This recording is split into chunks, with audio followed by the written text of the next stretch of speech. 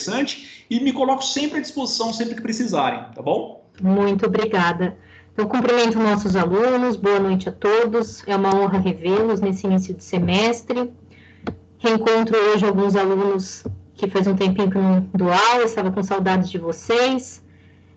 Temos hoje a grande felicidade de receber o professor Lucas Torresan, que é um grande advogado criminalista aqui em Americana, na região, todo mundo conhece, né, doutor Lucas? Grande professor também de cursinho, professor de graduação, tivemos a oportunidade de trabalhar juntos, né, doutor Lucas? E hoje ele engrandece a nossa noite para falar de júri, que é um tema tão importante que os alunos adoram, né? Direito penal é quase uma unanimidade, né, entre os alunos. Todo mundo começa um pouco penalista, né, no início da faculdade. Uhum. E hoje a gente vai falar sobre Tribunal do Júri. Doutor Lucas, fique à vontade, quando quiser pode iniciar. Perfeito. Tá com a palavra. Oh, puxa vida, muito obrigado mais uma vez. Vocês estão me ouvindo bem? Escutam bem? Me veem bem? Todos aí? Perfeito. Eu sei que falar de direito penal, eu tenho até que me conter um pouco, porque o direito penal, a gente costuma brincar que ele é a parte mais interessante, né? Que me perdoa os demais professores, mas geralmente, normalmente, o pessoal acaba gostando mais, porque tem algumas questões ali que talvez seja mais do cotidiano, que é mais noticiado pela imprensa, e por isso talvez desperte atenção, como também é uma matéria que ela tem uma característica singular, porque vai mostrar, né, os meandros e as mazelas do ser humano, que todos podem um dia necessitar ali de uma defesa. Então é muito importante a gente ter uma compreensão do qual que é o papel do advogado criminalista, o que o advogado criminalista ele exerce, o que ele faz, qual que é a sua função, e inclusive uma função que é elevada à categoria de direito constitucional. Está aí elencado no artigo 133, não só a advocacia criminal, mas a advocacia como um todo.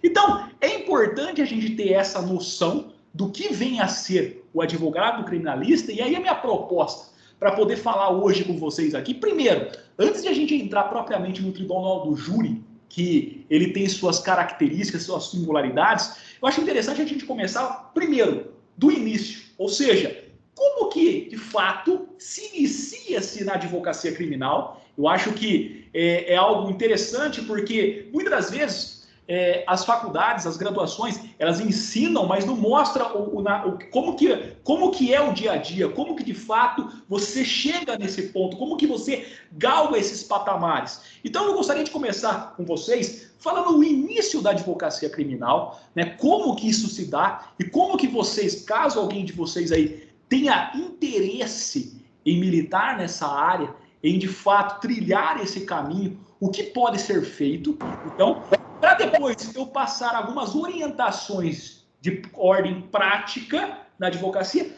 para aí nós chegarmos justamente e abordarmos o tema Tribunal do Júri. Porque, veja, isso é um processo. A advocacia vocês têm que encarar, vocês que de fato estão aí estudando, estão aí estudantes, começando aí a se depararem com as primeiras lições de direito, você tem que entender que a advocacia é um projeto, que é um projeto que ele não nasce do dia para a noite, como todo projeto, ele não começa grande, ele começa pequeno, e aí você vai crescendo, vai galgando patamares mais altos, vai ganhando musculatura, a tal ponto que, se de fato você trilhar a advocacia criminal, você vai chegar naquilo que, ao meu ver, ao meu juízo, sob a minha ótica, é a parte mais assim, interessante da advocacia criminal, que é o Tribunal do Júri. Então, eu gostaria de começar justamente com isso, o início da advocacia, e para falar no início da advocacia, eu gostaria, tendo no plano de fundo aí a minha história, como eu me iniciei na advocacia criminal, como que foi a minha trajetória, para depois eu passar para vocês algumas orientações que podem servir para que vocês possam impulsionar a sua advocacia, possam de fato chegar a viver da advocacia, e aí sim, como chegar no Tribunal do Júri e fazer um Tribunal do Júri com excelência. Por que eu falo isso? O Tribunal do Júri, apesar de ser algo muito interessante, eu costumo dizer, inclusive, Juliana, que o Tribunal do Júri ele é a vitrine da advocacia, a vitrine do advogado. Mas como toda vitrine, ela pode ter o lado bom, positivo, que te projeta, porque você está fazendo ali, todos estão vendo a sua competência, como também, se você não tiver competência, isso pode o quê? Arruinar a sua carreira. Então, como que você pode, do zero, chegar até o tribunal do júri e fazer um tribunal do júri com excelência, a tal ponto que você consiga cravar na sua cidade, na sua comarca, na sua região e até fora, como o quê? Como um advogado de excelência. Essa é a minha proposta para essa noite, para a gente falar. E aí, para a gente falar sobre o início da advocacia do zero até o tribunal do júri, eu gosto sempre de trazer um pensamento. E nada melhor do que um pensamento enraizado numa cultura milenar que está atrelada num provérbio chinês que fala o seguinte: até as torres mais altas começaram do chão. Vou repetir para que vocês aí que estejam acompanhando possam entender. Olha o que diz um provérbio chinês. Até as torres mais altas começaram do chão. O que eu quero dizer para vocês? Talvez vocês que estão iniciando possam estar passando por muitas dúvidas e incertezas. E eu também passei. Tanto no banco acadêmico, quando eu comecei a faculdade, como também quando eu iniciei o meu escritório. Muitas dúvidas, muitas incertezas. Inclusive, eu tenho uma característica que eu vim, né? Eu sou pioneiro na advocacia. Eu não venho de família de advogados, então eu comecei ali literalmente do zero. Então, muitas incertezas, muitas dúvidas, muitas questões pode estar passando na sua cabeça. Pode estar aí meditando, será que de fato a advocacia é algo promissor? Será que a advocacia, eu levo jeito para a advocacia? Como que de fato eu posso iniciar na advocacia criminal? E aí eu falo o seguinte, quando eu comecei, Juliana e os demais que estejam aí me ouvindo, eu comecei meio que a escolha pelo curso de Direito foi meio que acidental, no sentido em que não foi a minha primeira opção. Eu não vislumbrava o direito como aquilo que, de fato, eu queria cursar. Mas é interessante que eu costumo dizer que todos nós carregamos uma semente que, quando, no momento certo, ela é regada, ela é despertada, ela é percebida, você vê que você tinha um potencial ali, você tinha uma semente de um advogado e você não sabia. Por que eu falo isso? Quem, de fato, me motivou, quem de fato me incentivou a ir para o direito foi meu pai. Porque meu pai via desde pequeno, eu sempre com muita aptidão, muita vontade de ler, gostava muito de ler, muito questionador, fazia muitas reflexões, questionava muitas coisas. Então eu tinha essa característica, mas eu não vislumbrava em mim mesmo que eu tinha potencial para ser advogado, e inclusive advogado criminalista, e ser professor também.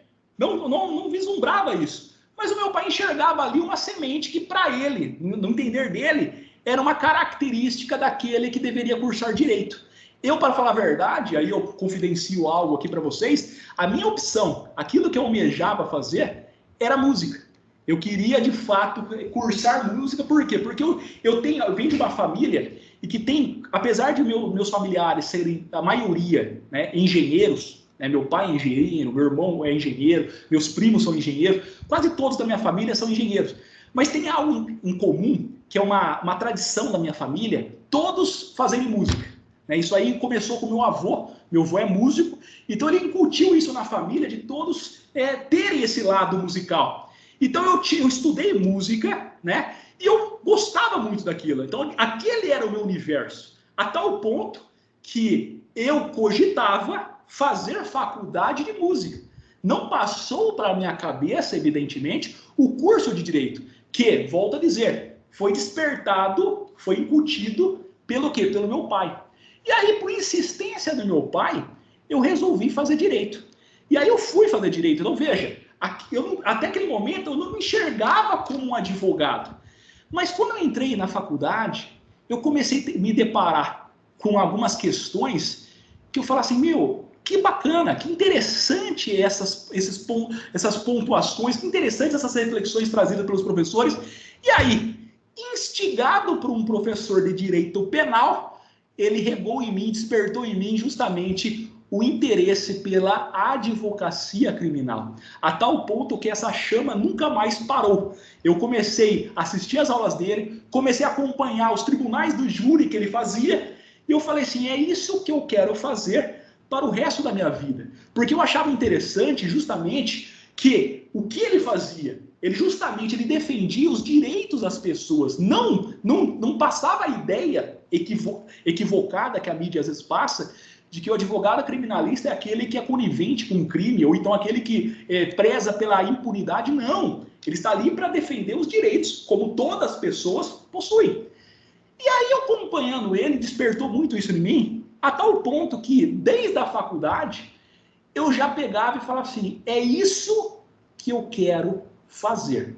Não sabia como ainda eu iria materializar esse projeto, esse sonho, mas eu já tinha ali despertado em mim, encontrado qual que era a minha praia, qual que era o meu ofício, qual que de fato era a razão do meu viver, aquilo que as pessoas chamam como propósito. Tinha encontrado o meu propósito.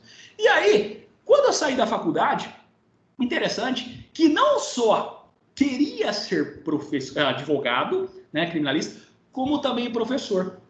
E aí surgiu uma pequena oportunidade, logo que eu me formei em 2008, e montei um escritório, para que vocês possam entender, um escritório muito rudimentar, muito simples, nada de luxo, nada de pompa. Eu costumava brincar, Juliana, que é interessante, que o meu escritório é a equipe, né? Era eu que atendia, era eu que fazia as petições, era eu que fazia as audiências, era eu para tudo. E assim, muito me alegrava, apesar de ser rudimentar, apesar de ser simples, apesar de ser pequeno, volto a dizer, ninguém começa grande.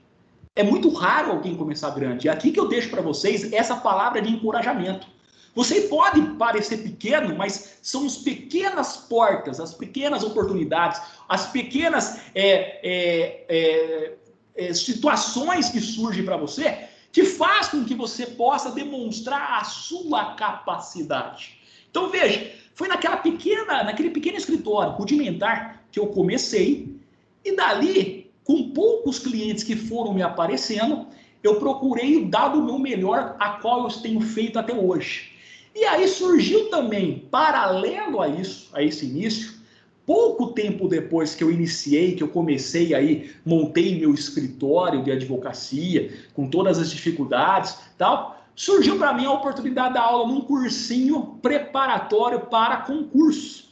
E ali que também eu pude me aperfeiçoar para conseguir ali lecionar e passar o conhecimento para os alunos. A tal ponto que, veja, eu comecei em 2009 no meu escritório e pouco tempo depois comecei a lecionar.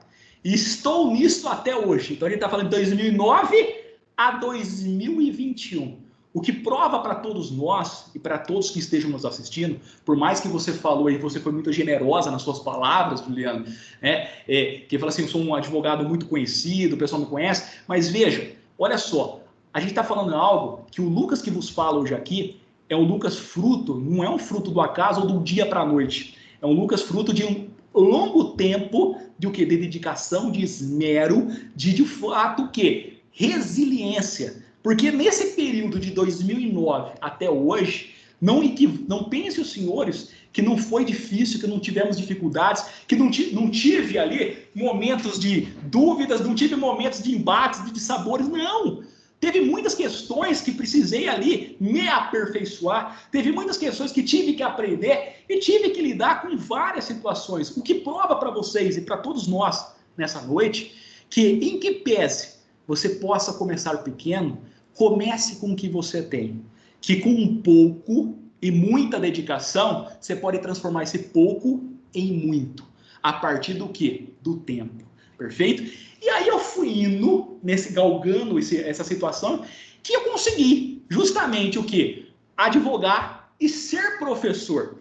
E aí, o que eu posso extrair? A gente pode extrair para isso, para vocês nessa noite, do início da advocacia, como começar, e depois chegar justamente ao tribunal do júri, algumas questões me parecem serem fundamentais para que vocês e para todos que almejam beber dessa fonte, almejam de fato viver da advocacia, tenham a advocacia como a razão do seu viver, né? Não desmerecendo concurso público, não desmerecendo outras carreiras, mas se você tem como pressuposto ou tem como a razão de você estar fazendo a faculdade ser advogado, algumas questões têm que ficar muito claro para vocês.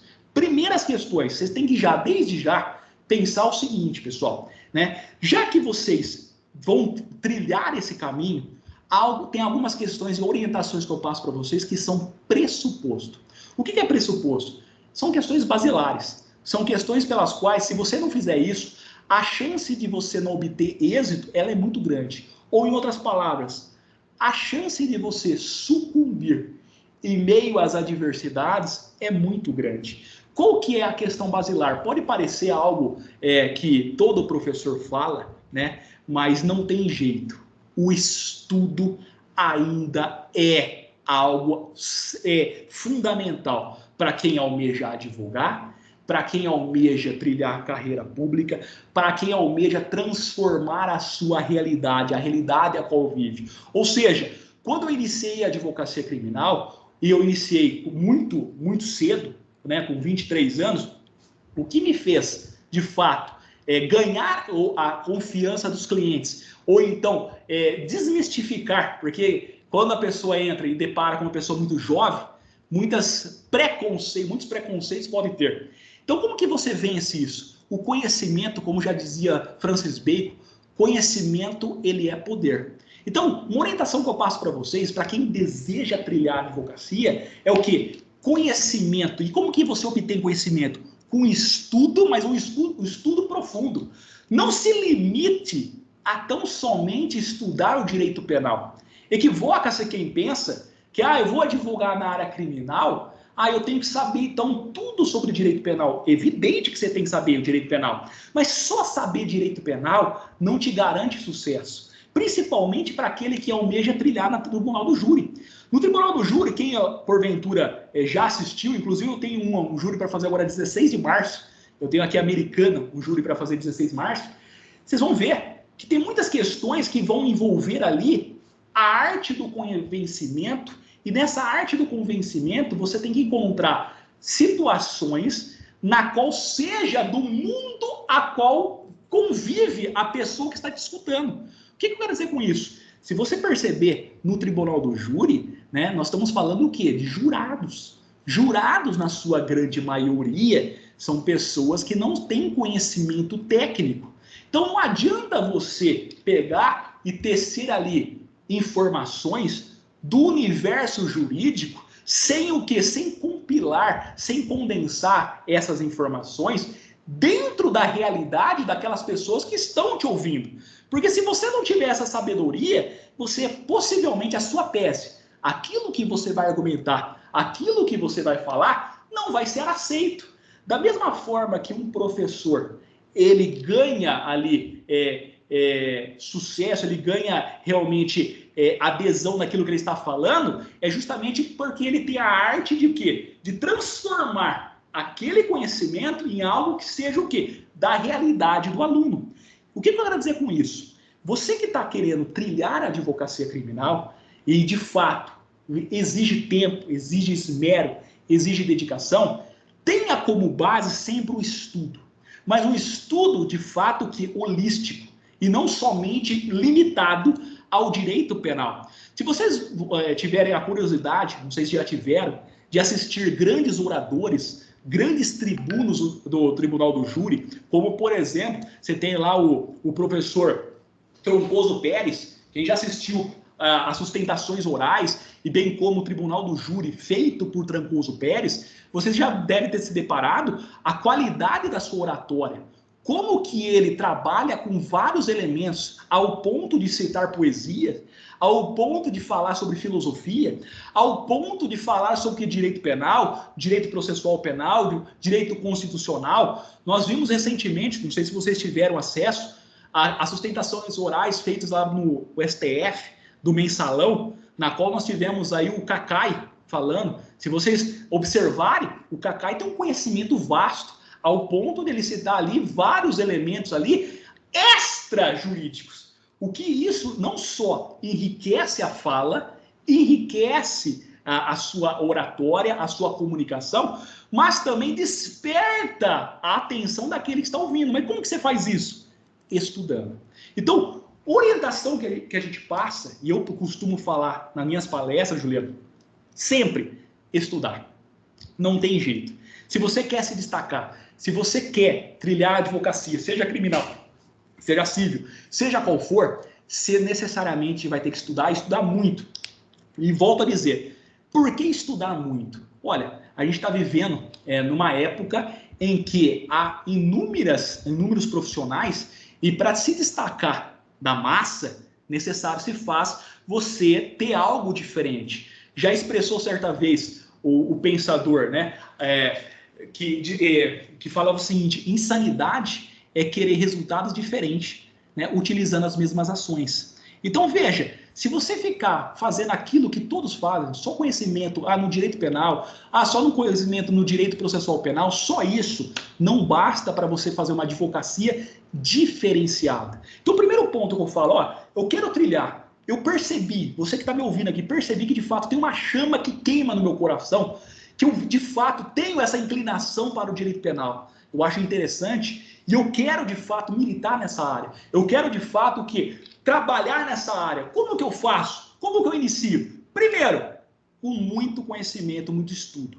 Não tem como. Você tem que ter musculatura. E para isso tem que estudar. O que vocês estão fazendo aqui, e até me surpreendo, numa terça-feira, né? Uma terça-feira à noite, estamos aí com a sala lotada, isso mostra que de fato vocês estão interessados, estão em busca de conhecimento, isso é muito bom. Então, parabéns a Anhanguera por disponibilizar isso, e parabéns a todos que estão aí, né? Poderiam estar fazendo outra coisa, mas estão dispostos a aprender. Isso é o primeiro ponto. Segundo ponto, que julgo muito interessante, para aquele que de fato quer advogar na área criminal, é você se preocupar com a construção da sua autoridade, ao invés de procurar ao invés de focar no cliente. O que acontece? É muito comum, Juliana e os demais que estejam aí nos assistindo, é muito comum, e é uma dúvida que aconteceu comigo. Quando eu iniciei a advocacia, você fala assim, bom, a gente aprende na faculdade direito penal, né, teoria geral do delito, né, crime é todo fato típico, ilícito culpável, o pessoal acha bacana aquilo, né, erro de tipo, erro de proibição, muito interessante. Ok, mas eu me formei, né, e eu costumo brincar que assim, o 6º ano é o mais difícil, que aí é onde você vai começar mesmo.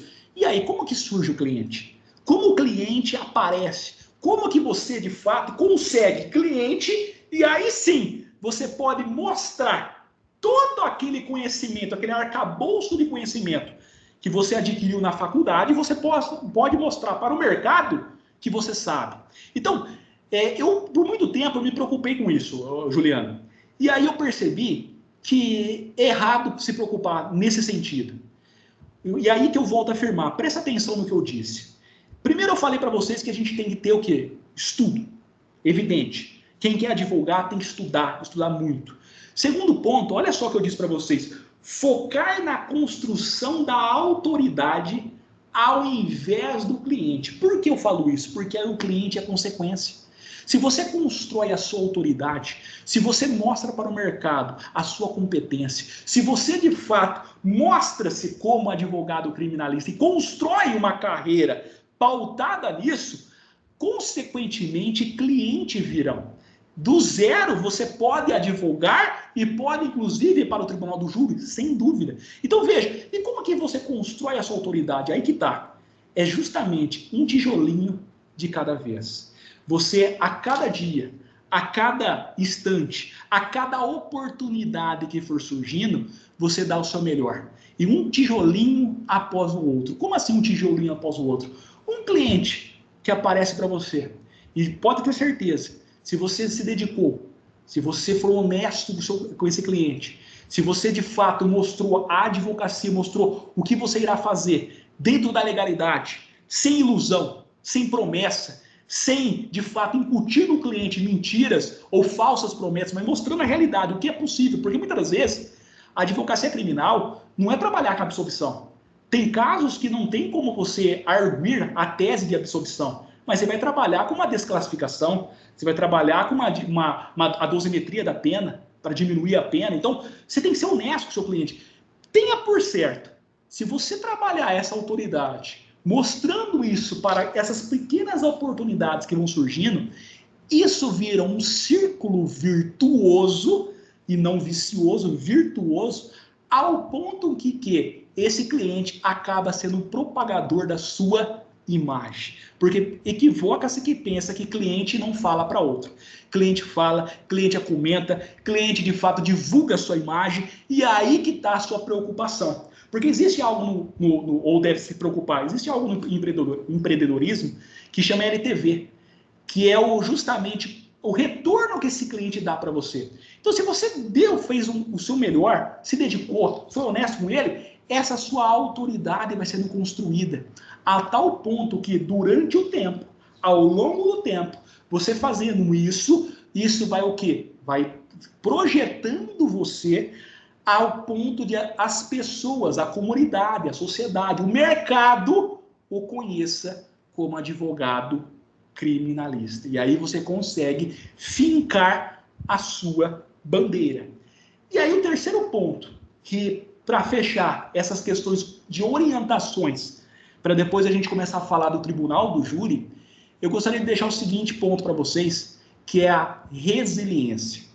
O que é resiliência, pessoal? É uma palavra que está em moda, né? Muito se fala em resiliência, e isso daí tem origem até na física, uns falam da física, outros falam da química, mas a resiliência é a capacidade que um objeto tem de voltar ao seu status quo anterior após sofrer uma pressão muito grande. Como assim? Então, se eu pegar, por exemplo, um copo de plástico e eu apertar esse copo de plástico, ele não tem a condição de voltar ao seu status anterior. Por quê? Porque ele não tem essa característica.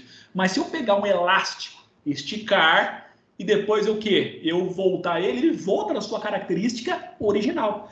Da mesma forma, nós, advogados, vocês, estudantes de direito, que queiram trilhar a advocacia criminal, que ela é bela, ela é apaixonante, ela é desafiadora, sem dúvida, vocês têm que ter algo chamado resiliência. A capacidade de os embates da vida, os dissabores no meio da jornada, os dissabores no meio da caminhada, aquilo que outrora disse Carlos Drummond de Andrade, no meio do caminho há uma pedra, e na advocacia criminal, assim como outras advocacias também, a civil, tributária, entre outros, tem as suas dificuldades. Equivoca-se quem pensa que não tem, equivoca-se quem pensa que isso é uma utopia, no sentido assim, não vai passar por dissabores. Não, existe dissabores, e aí cabe a cada um de nós sabermos o que lidar com esses embates, porque pode ter certeza, apesar das lutas, das dificuldades, apesar de tudo que possas ter na jornada, ainda compensa acreditar.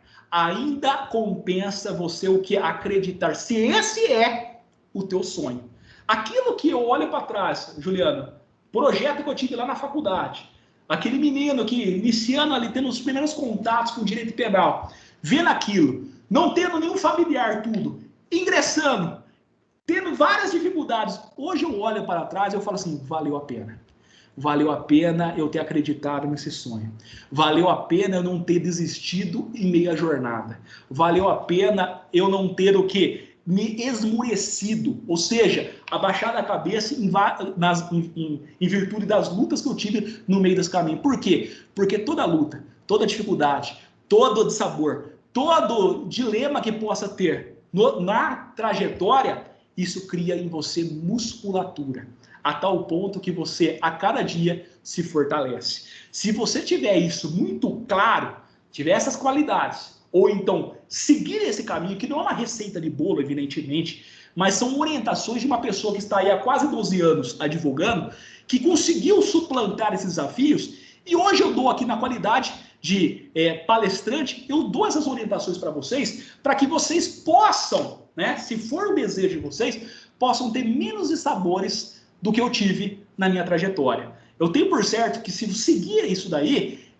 apesar de não ser uma receita de bolo, não ser aquilo que fazer isso, mas isso te dá a possibilidade de chegar mais longe, se você acreditar. A tal ponto que você pode, do zero, assim como eu, chegar a fazer o quê? Tribunal do júri. Tribunal do júri, ou seja, alguém que veio sem qualquer estirpe familiar, sem qualquer mentor, pode se chegar ao tribunal do júri e você falar e defender perante o tribunal do júri aquilo que para muitos pode fazer impossível. É possível sim fazer? É. E aí eu falo para vocês que para quem saiu do zero, seguiu essas orientações e pretende ir para o tribunal do júri, eu falo para vocês que o tribunal do júri precisa de um elemento a mais, que aí sim é um divisor de águas e o que justifica muitos gostarem do tribunal do júri, muitos acharem interessante o tribunal do júri, mas são poucos que fazem. Já reparou isso aí? Não sei se vocês repararam. Muitos gostam. A gente fala na faculdade, né? Vai falar de tribunal do júri, o pessoal se encanta. O pessoal acha aquilo bonito, né? Quando hoje, em razão da pandemia, está um pouco dificultoso, né? A gente reunir ali o tribunal do júri, mas quando eu fazia o tribunal do júri fora dessa época, né, de pandemia, lotava meus tribunal do júri. O pessoal lá ia assistir, ia muita gente assistir. Só que aí se a pessoa assiste, o pessoal gosta, o pessoal se interessa, mas aí fica aquela pergunta, por quê?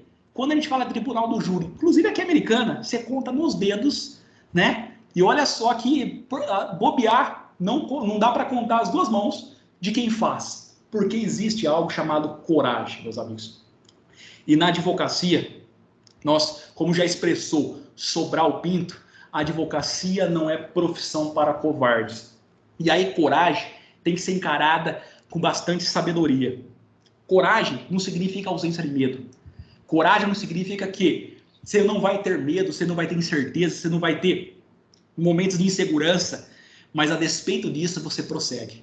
A despeito disso você não esmurece, a despeito disso você vai. Tanto é que o tribunal do júri é isso. Você tem que ter justamente coragem. Todos os tribunais de júri que eu fiz, lógico que bate aquele frio na barriga, lógico que bate aquela adrenalina. A gente costuma falar até, quem faz tribunal do júri, quando termina o tribunal do júri, a gente está em estado de júri. O que é o estado de júri? Ainda dá aquela adrenalina, ainda muito pulsante ali no nosso corpo. Por quê? Porque ali é responsabilidade. E aí, quando você, de fato, almeja ir para o tribunal do júri, algumas questões são importantes. Então, só a coragem, a preparação.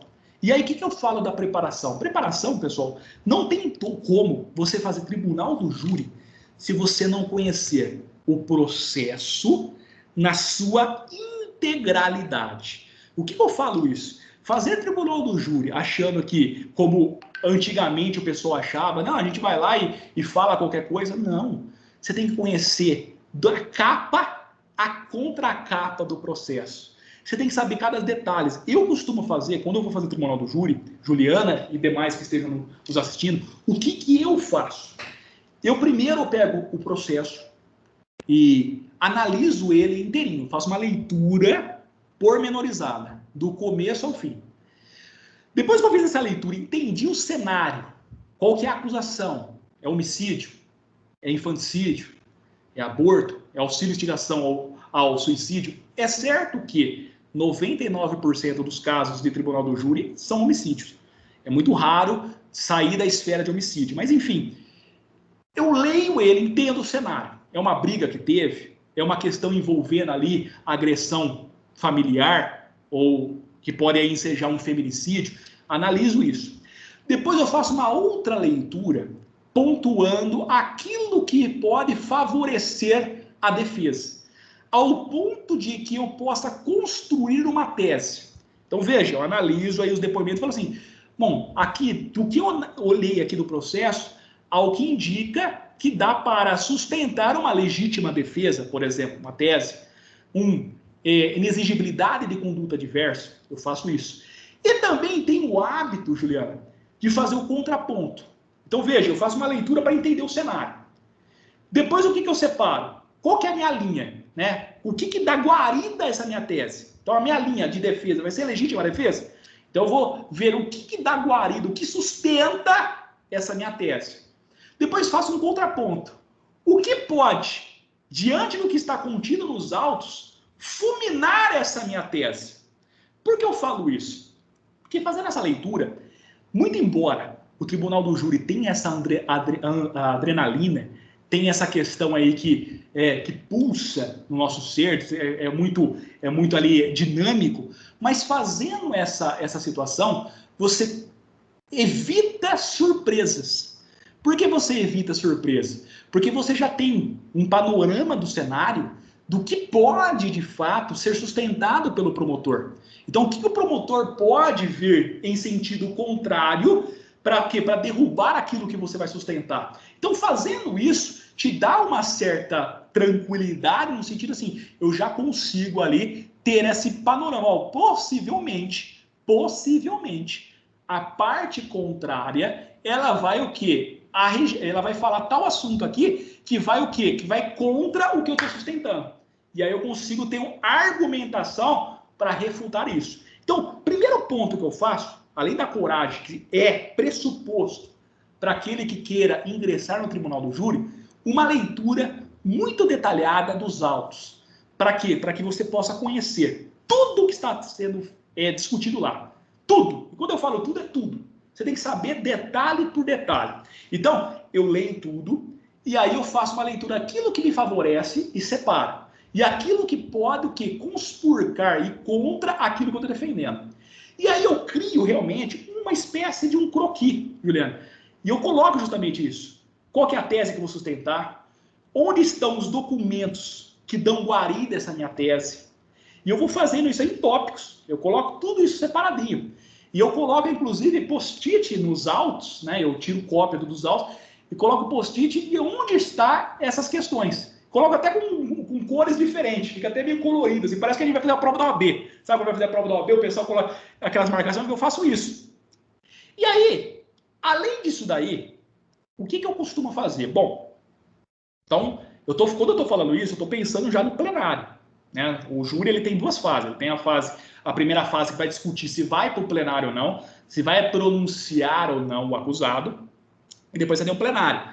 Então, pensando no plenário, que é o mais desafiador, eu faço tudo isso, monto tudo.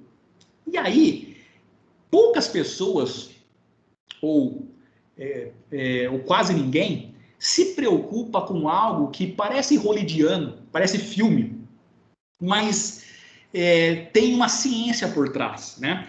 Porque a gente tem que entender o seguinte, nós não podemos ser levianos, ser infantis, né, ao ponto de pensar que os jurados que irão julgar, eles não têm inclinações, né? Eles têm.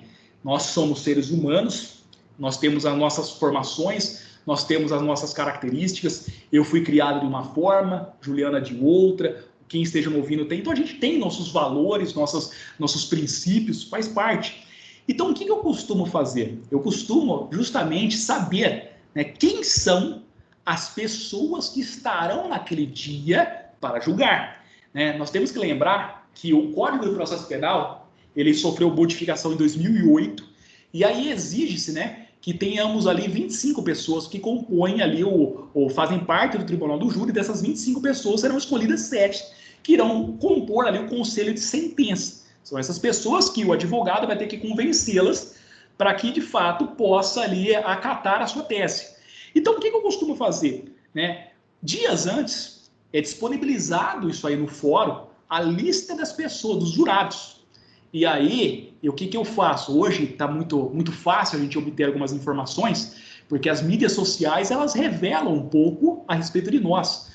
Por exemplo, quem tiver curiosidade aí, ingressar nas minhas mídias sociais, Lucas Torresan, vocês vão ver muitas questões lá que falam um pouco a meu respeito.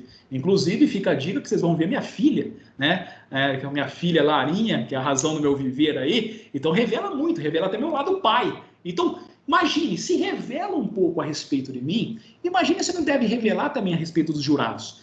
Então, o que eu costumo fazer? Eu faço essa pesquisa. Então, dias antes, por exemplo, eu vou ter um júri agora 16 de março. Eu falei para vocês, vou ter 16 de março em Americana, 9 horas. O que eu vou fazer? Eu pego a lista, né? Pego a lista e vejo quem são essas pessoas que vão estar nesse júri. Então, eu pesquiso essas pessoas. Por que eu pesquiso? Porque eu quero analisar. Por exemplo, Eu já tive um caso, olha só que interessante, eu tive um caso que eu defendi, e o pessoal vai até achar que isso é piada, que é brincadeira, mas não é verdade, é real, né? Aconteceu mesmo. Então, veja o seguinte, eu defendi um caso, né, que meu cliente estava sendo acusado de tentativa de homicídio da sogra, né? Então, veja, tentativa de... E foi para júri, né? E aí ficou até aquela brincadeira, não sabe se absolve esse rapaz ou se condena, né? Então, veja, foi tentativa de homicídio da sogra. E veja, qual que era a situação, né? Segundo foi relatado, ele estava, segundo consta nos autos, ele estava ali comendo um pãozinho dele lá, passando margarina, e aí a sogra estava ali importunando ele ao ponto que ele virou e desferiu, assim, quando ele virou, passou a faca na sogra, cortou a barriga dela. Veja, que interessante. Aí pensa comigo, se faz sentido ou não. E por que eu estou trazendo esse caso para vocês ilustrar? Pensa vocês na qualidade de advogado. Quem de fato você colocaria ali no conselho de sentença? Vale lembrar aos senhores que quando saem jurados, vocês, tanto a defesa quanto o promotor de justiça, pode recusar, pode abrir mão de fazer três recusas imotivadamente. O que é isso? Saiu lá, imagina lá, Fernando, eu posso falar assim, excelência, a defesa recusa. Sem externar nenhum motivo para isso. Então, veja, evidentemente, a meu juízo, e aí foi minha estratégia, eu não queria que fizesse parte do conselho de sentença, quem? Mulher. Por quê? Porque mulher vai despertar nela o sentimento o quê? De filha e mãe. Ó, não está tendo uma acusação de tentativa de homicídio contra a sogra? Então imagine, colocando uma mulher ali, se isso não vai vir à tona, esse sentimento de mãe, de proteção da mãe, olha só, vai se sentir vai sentir na pele aquilo que aquela mulher passou. Então isso pode, veja, prejudicar ao que? A defesa. Então o que eu faço? Lembrando que o advogado ali, ele é um estrategista. Você tem que ter essa estratégia. Então, em razão disso, eu utilizaria da situação que, se saísse mulher, que foi o que eu fiz, eu recusei, né? Eu recusei para ter, porque a minha intenção era ter só o quê? Só homens. Então, além de você conhecer o processo, é importante você conhecer os jurados. Quem são os jurados? Inclusive, por exemplo, nesse caso, eu posso ter ali, né, mesmo se tratando de questões aí envolvendo feminicídio, eu posso ter um homem, né, que de fato ele pensa de forma diferente, entendeu? Então é importante você ter essa sabedoria de entender. Feito isso, aí o que eu falo? Bom, aí você fez essa avaliação inicial, essa preparação inicial.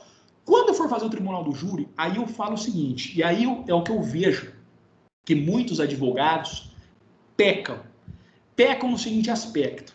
O pessoal confunde muito, e aí fica a dica para vocês, confunde muito oratória como significado de uma fala prolixa.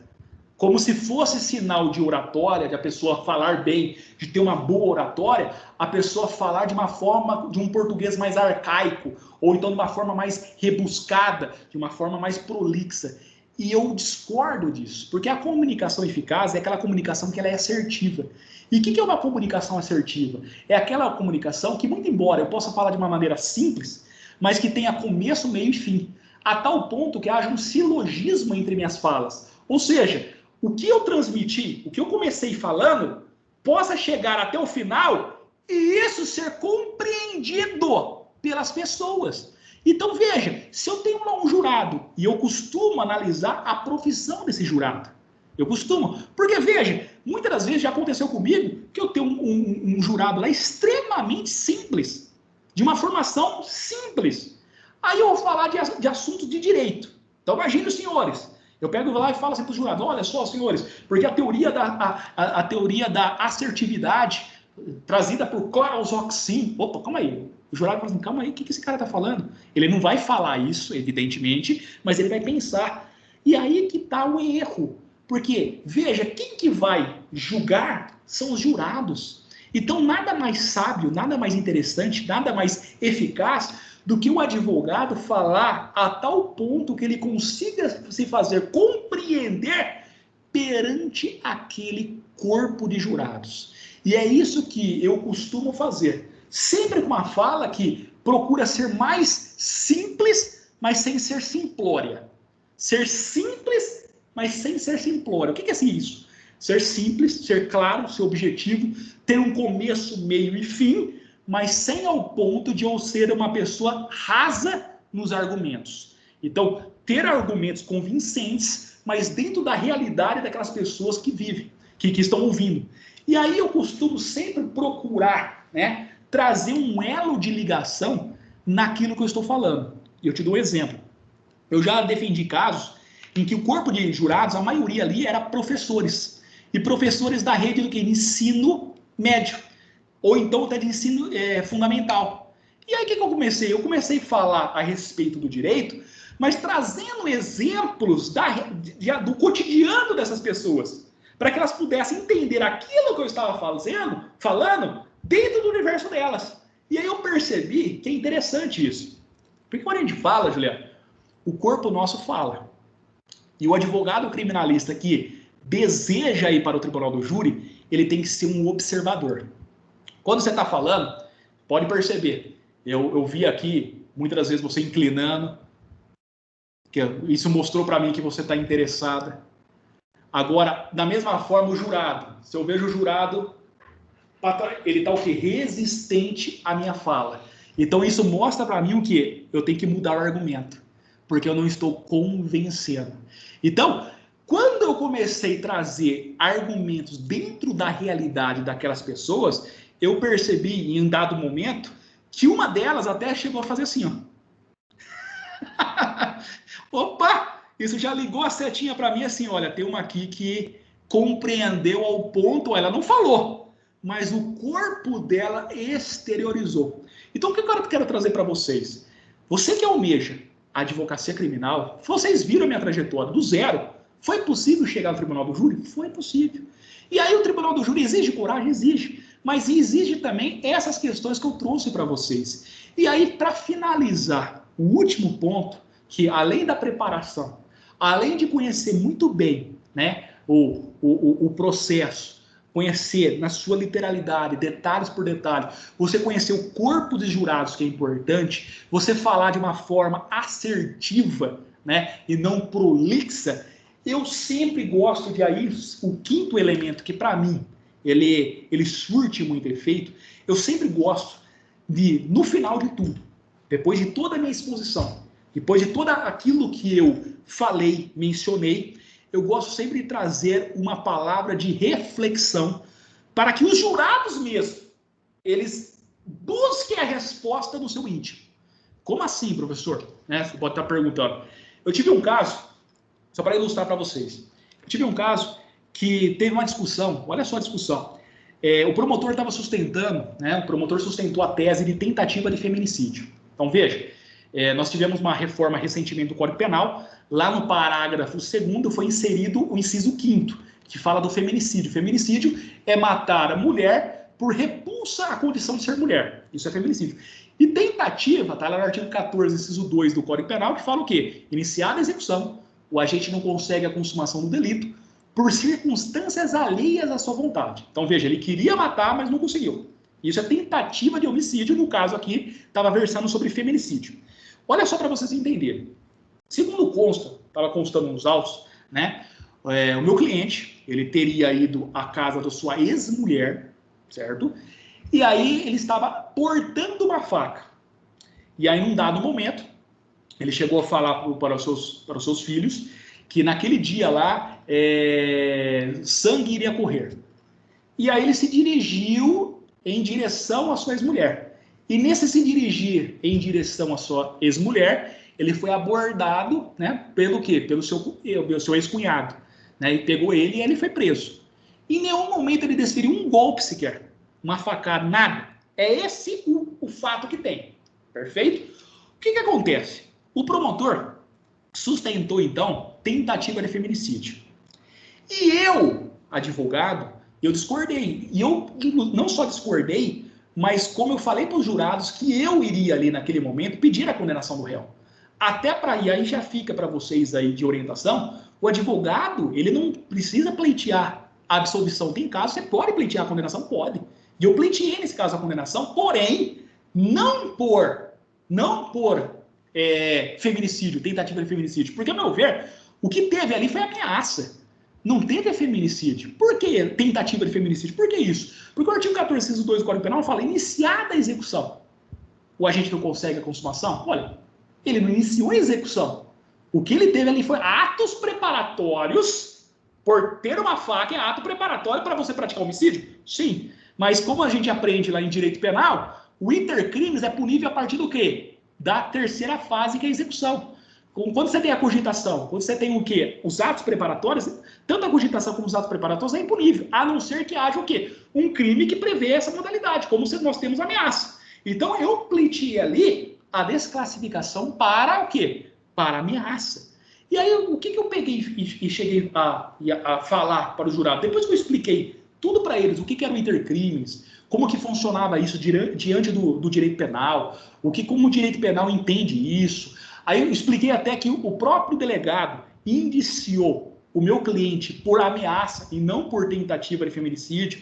Fui explicando tudo para eles, por que de fato era ameaça. Aí no final de tudo, e aí que eu falo, eu sempre gosto de colocar uma palavra de reflexão, uma palavra que os próprios jurados, eles busquem dentro de si, dentro da consciência dele, o seu convencimento. Eu não gosto, e jurado, eu já percebi também, que ele não gosta que você fale o que ele deve fazer. Sabe aquela situação? Eu quero que vocês absolvam o réu. Não. Eles gostam que eles busquem dentro de si as suas convicções.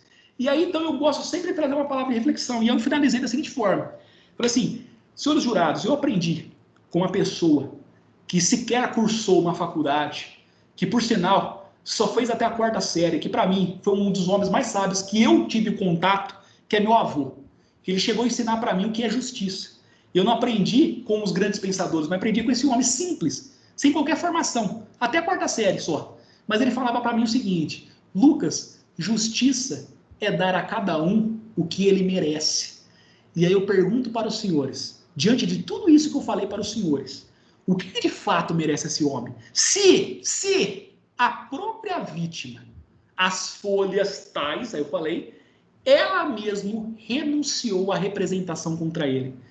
Ao ponto que nos parece que não nos dá o direito de suplantar o desejo da vítima. Será que nós temos esse poder maior do que a própria vítima que é interessada no caso? É a pergunta que eu deixo para vocês, mas não para falar para mim, para os senhores falarem para a sua própria consciência. Pois é a consciência de cada um dos senhores que será os vossos juízes. Muito obrigado. Então, eu terminei dessa forma que eu percebi assim, depois no final de tudo, você via na expressão dos jurados que eles ficaram reflexivos, que eles ficaram pensando, eles falaram assim, realmente, sabe assim, lógico, eles não externaram, mas me parece, eles não falam, né? Mas me parece, tanto que o resultado foi positivo, me parece que eles ficaram assim, analisando aquilo, e aquilo mexeu com eles. Então, o que eu costumo dizer? É muito melhor para o advogado deixar para os jurados decidirem, ao invés de você decidir por eles, falando assim, não, deve votar. Não, eu não gosto disso. Eu gosto que eles mesmos busquem a sua resposta. Então, feito isso, Juliana e todos que estão nos assistindo, diante de tudo isso, uma coisa eu posso deixar para vocês. Claro que, apesar de tudo isso que eu falei, do zero, início, até o tribunal do júri, tudo isso é possível com uma única palavra, vontade. Sonhos são possíveis de tornar-se concreto. É por isso que costuma dizer Augusto Cury que não digam que as estrelas não deixem de existir, tão somente porque o céu está nublado. Não importa a sua realidade, não importa como você está, não importa como você vai começar a sua advocacia, não importa como você está começando a sua faculdade, talvez com muito esmero, muita dificuldade, muitas lutas, mas uma coisa eu falo, não importa de onde você veio, mas importa para onde você vai. E aí eu finalizo com a devida vênia, com a devida permissão, com uma poesia, eu gosto muito de poesia, do Braulio Bessa. Né? Braulio Bessa foi aquele que por muito tempo esteve ali na Globo, né? Falando ali no programa da, como chama lá, Fátima Bernardes. E aí ele tem uma poesia que eu gosto muito, e eu dedico a todos vocês que tiveram aí o carinho, o respeito de me ouvirem até aqui, a qual eu quero retribuir com essas palavras que, muito embora não sejam minhas, mas eu acredito muito nessas palavras, e se uma pessoa só for tocada por essas palavras, para mim valeu a pena eu ter vindo hoje aqui falar com vocês. Uma pessoa só eu preciso que seja tocada por essas palavras. Então, que é o seguinte esse poema, chama Recomece. É um poema muito conhecido, né? E ele fala o seguinte, presta atenção. Quando a vida bater forte e sua alma sangrar, quando esse mundo pesado lhe ferir, lhe esmagar, é hora do recomeço. Recomece a lutar. Quando tudo for escuro e nada iluminar, quando tudo for incerto e você só duvidar, é hora do recomeço. Recomece a acreditar. Quando a estrada for longa e seu corpo fraquejar, quando não houver caminho, nenhum lugar para se chegar, é hora do recomeço. Recomece a caminhar. Quando o mal for evidente e o amor se ocultar, quando o peito for vazio, quando o abraço faltar, é hora do recomeço. Recomece a amar. Quando você cair e ninguém lhe aparar, quando a força do que é ruim conseguir lhe derrubar, é hora do recomeço. Recomece a levantar. Quando a falta de esperança decidir lhe açoitar, se tudo que for real for difícil suportar, é hora do recomeço. Recomece a sonhar. Enfim, é preciso de um final para poder recomeçar. Como é preciso cair para poder se levantar. Nem sempre engatar a ré significa voltar. Remarque aquele encontro, reconquiste um amor, reúna quem quer bem, reconforte um sofredor, reanime quem está triste e reaprenda na dor. Recomece, se refaça, relembre o que foi bom, reconstrua cada sonho, redescubra algum dom, reaprenda quando errar, rebole quando dançar, e se um dia, lá na frente, a vida der um ré, recupere sua fé e recomece novamente. A vida, meus amigos, é feita de altos e baixos, mas a despeito disso é sempre possível recomeçar e construir uma história de sucesso. Desejo a todos vocês que essas palavras possam encontrar guarida nos seus corações e vocês possam, sim, ter uma trajetória de muito sucesso, de muitas conquistas na sua jornada, seja na advocacia criminal, ou então em qualquer outra advocacia, ou então na sua carreira como concurso público. Enfim, você é capaz de construir a sua realidade. Muito obrigado, deixo aqui meus agradecimentos e, inclusive, caso queiram conhecer um pouco mais a respeito de mim, algumas dicas também jurídicas, deixa aí minhas mídias sociais, inclusive o Instagram, que é @torresanlucas, tá bom? Muito obrigado, Juliana. Muito obrigado aí pela consideração. Muito obrigada, professor Lucas. Tenho certeza que a sua exposição nos inspira muito, inspira nossos alunos que nos acompanham, né? O professor, ele se torna uma vitrine para o aluno, né? O aluno passa a enxergar o professor e a querer muitas vezes ser como ele, ter uma trajetória de sucesso. Tenho certeza, né, que a sua trajetória no Tribunal do Júri, na advocacia criminal, inspira muito os nossos alunos que nos acompanham essa noite, né? Eu também não tenho nenhum parente formado em direito, que atua na advocacia, é muito mais difícil, né, quando você começa do zero, você não tem aquele escritório pronto, com uma cartela de clientes para você só colocar sua mesa lá e começar a atuar, é muito mais difícil, né, você ter que alugar sua sala, montar sua mesa, começar a fazer sua biblioteca e esperar, né, o cliente aparecer, você ficar conhecido, né, no boca a boca. Isso é um desafio e tenho certeza que é a realidade da grande maioria, né, dos nossos alunos. Nem sempre é fácil, nem sempre a gente tem aquele escritório pronto nos esperando, né. Estou vendo que eles estão ligando as câmeras, não sei se eles querem fazer algum questionamento. Eu quero colocar algumas perguntas aqui, quero aproveitar. Não sei se posso, eles querem perguntar antes. Alguém quer fazer algum questionamento? Estou à disposição, fica à vontade. Bom, vou começar então, depois se alguém quiser, pode ligar o microfone e perguntar para o professor Lucas. Aproveitem a oportunidade, extraiam o máximo que vocês puderem dessa experiência, né? Doutor, você falou que acha muito importante observar o gesto, a movimentação da pessoa. Você chegou a fazer algum curso para te desenvolver essa habilidade? Como que você trabalhou essa situação? Você fez cursos de oratória, coaching? Não, eu não cheguei a fazer curso de oratória, nem de coaching, Juliana, muito embora não descarto, né, quem tiver essa possibilidade, eu não cheguei a fazer. Mas o que eu cheguei a fazer um curso de tribunal do júri em São Paulo com um grande professor que é uma referência, né, o Mauro Otávio Nassif, né, acredito que todos conheçam, ele defendeu até a Suzane Ristoff, tem muita experiência, salvo engano, quando eu fiz júri com ele, né, quando eu fiz esse curso com ele, ele tinha na carreira dele, salvo engano, acho que era 1000 júris já feito. Então você vê, é uma pessoa que tem muita bagagem, porque assim, essa marca de 1000 júris é meio que difícil de se alcançar. E ele tinha feito isso na época que eu fiz, hoje ele já ultrapassou isso. Então, o que acontece? O Mauro Otávio Nassif, ele trouxe para mim, ele começou ali trazer esses insights para mim da importância de prestar atenção. E por que eu tive esse insight? É interessante, ele fala isso no curso que eu fiz com ele, que ele costumava, ele falava assim, que ele costumava, nos júris dele, quando ele ia fazer, entregar uma lupa para cada jurado. Eu falo assim, mas uma lupa para cada jurado? Eu fiz essa pergunta, mas Mauro, por que você entrega uma lupa? Porque que brincadeira é essa, né? Qual que é a razão? Ele falou assim, Lucas, sabe o que é? Quando eu estou falando, se eu perceber que o jurado pegou a lupa para enxergar um documento ali, eu consigo sinalizar para mim que aquele jurado ali, alguma coisa chamou atenção. Porque ele pegou a lupa e foi analisar ali. Aí isso me faz crer que alguma coisa que eu falei ali chamou atenção. Quando ele falou isso para mim, foi aí que eu percebi, Juliana, a importância de a gente prestar atenção nos detalhes. E aí eu fui melhorando isso, muito embora não tenha feito o curso, eu fui melhorando isso com a própria docência. A docência nos permite fazer essas leituras, né? Quando a gente começa a lecionar, a gente começa a perceber ali a postura do aluno, né? E hoje eu costumo dizer que o professor ele tem que ser sofrer uma certa mutação, né? Por que eu falo isso? A gente está enfrentando uma outra realidade, né? O professor, aquela questão de sala de aula está meio ultrapassada, hoje está tudo tecnológico, a tal ponto que você concorre com a atenção do aluno com o quê? Com esse algo chamado aqui smartphone. Né? Então, se a sua fala não for muito atrativa, você perde por smartphone.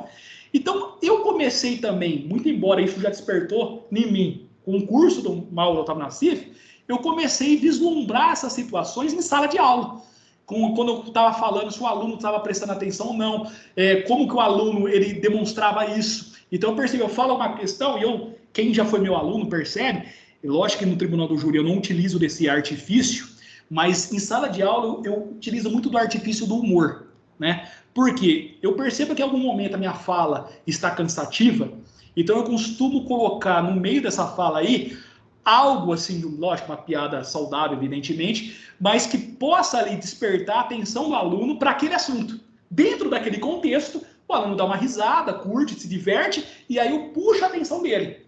Então, eu utilizando em sala de aula, eu falei, eu fiz algumas adaptações para o Tribunal do Júri. Então, eu percebo ali no Tribunal do Júri, se em algum momento da minha fala, né, se acontecer, em algum momento da minha fala, o jurado cansou, isso pode acontecer, pessoal, sabe por quê?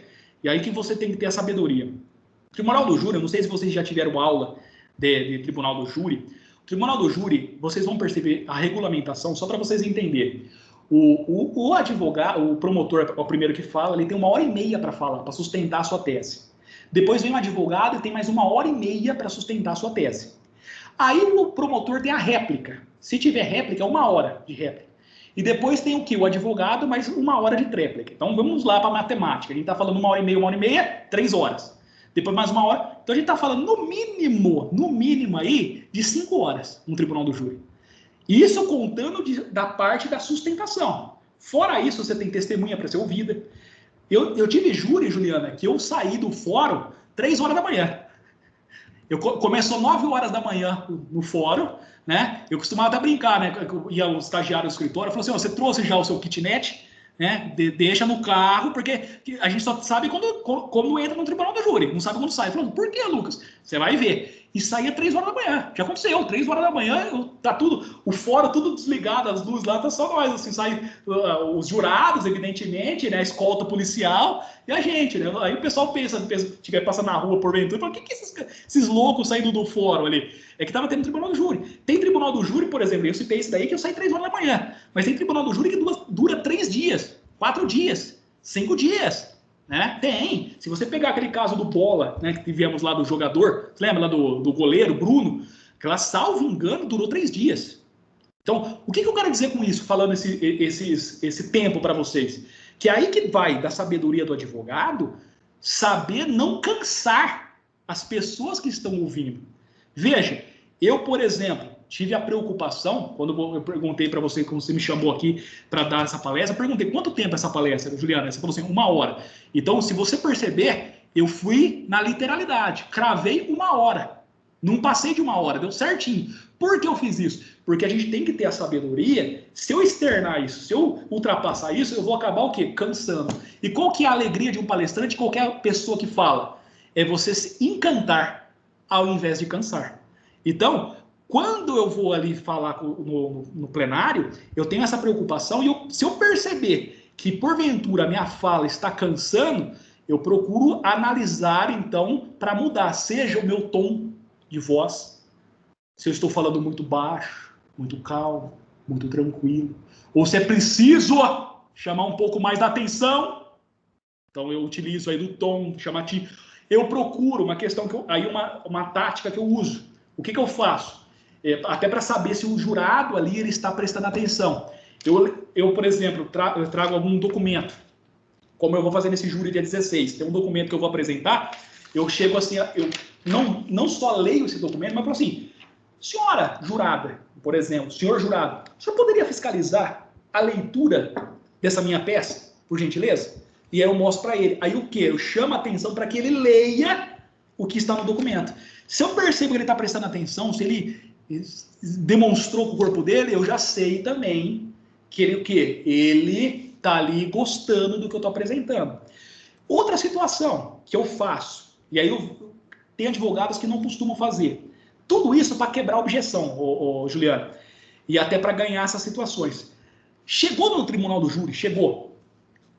Vamos supor, 9 horas. Eu chego no tribunal do júri, o que eu faço? Eu cumprimento cada um dos jurados.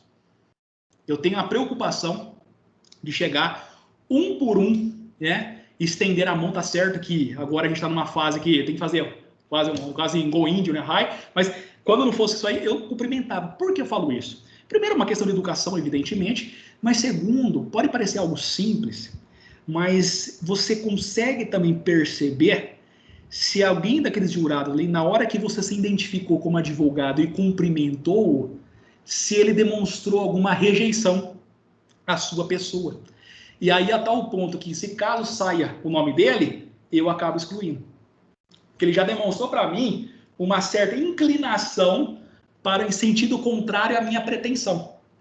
Então, eu faço isso. Então, eu chego lá, oh, tudo bem, o senhor é fulano de tal, o senhor é jurado aqui, oh, muito prazer. Eu me chamo Lucas, sou advogado criminalista, muito prazer, estou aqui para fazer a defesa aqui nesse caso, espero que seja, a gente tenha aqui uma tarde proveitosa. Se eu perceber, a partir do momento que eu identifiquei que o cara já ficou meio assim, eu já percebi, esse daí já está inclinado. Então, são situações que você vai aprendendo com o tempo. Eu falo assim, você vai adquirindo essa sensibilidade, entendeu? Volto a dizer, muito embora, para finalizar a sua pergunta e responder, não fiz nenhum curso, é possível fazer sim, mas muitas dessas questões você vai aprender no dia a dia. Exatamente. E referente às redes sociais, hoje em dia todo mundo tem rede social, como você enxerga a importância da rede social para um advogado de sucesso? Você vê como um ponto determinante, você ter aquele engajamento, aquela publicação? Vejo que hoje você é muito ativo, né? Nas redes sociais, divulga bastante, faz muita live. Como que você enxerga essa questão das redes sociais para o sucesso, entre aspas, do advogado? Eu falo o seguinte, Patrícia, as redes sociais é um meio, as redes sociais, para potencializar aquilo que você já tem. O que acontece? E aí que a gente tem que ter a sabedoria. Quando a gente fala em potencializar aquilo que você já tem, se você tem conteúdo, você vai potencializar esse conteúdo. Agora, se você utiliza isso de maneira equivocada, né, não para disseminar o conhecimento, isso pode ser algo, a meu ver, ali temeroso, né? Então, assim, o que eu costumo dizer é o saber utilizar essa plataforma. É algo muito salutar, é algo que, diferentemente de tempos atrás, a gente vê que hoje a gente está vivendo uma era do advocacia 4.0, em que está sendo muito utilizado os meios digitais, inclusive até para negócios. Tem um escritório de Belo Horizonte que ele só atua pelos meios digitais, a tal ponto que até o contrato é feito de forma digital. E ele advoga no Brasil todo, que é o Marcelo Saf, lá da Saf Araújo, não sei se vocês conhecem. Então, ele soube utilizar muito bem essa plataforma, a tal ponto que em um ano ele conseguiu captar 3 mil clientes através dessa plataforma. Eu acho um dado muito expressivo. Mas veja, se você pegar as mídias sociais dele, é muito bem feita, no sentido em que ele dissemina conhecimento, conteúdo, é o famoso marketing de conteúdo. Então, o que eu trago de reflexão, e aí precisa ser lembrado, né, para todos que estejam aí pretendendo utilizar essa plataforma, essa ferramenta, que é salutar para alavancar a sua carreira, saber utilizar isso de forma como um meio profissional.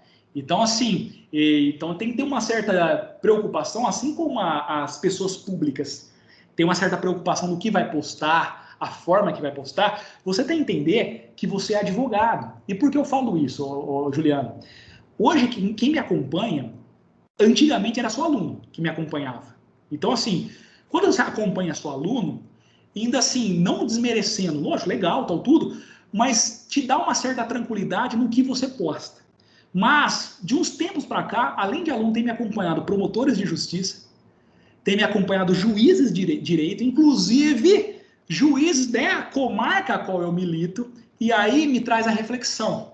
Será que, se eu postar determinadas coisas, né, na minha vida particular, não estou falando nada de ilícito, nada de errado, nada, mas isso não pode gerar uma má impressão ao ponto de que essas pessoas possam me ver de outra forma como profissional? Então, em razão disso, que algumas questões eu evito postar. Te dou um exemplo para ilustrar.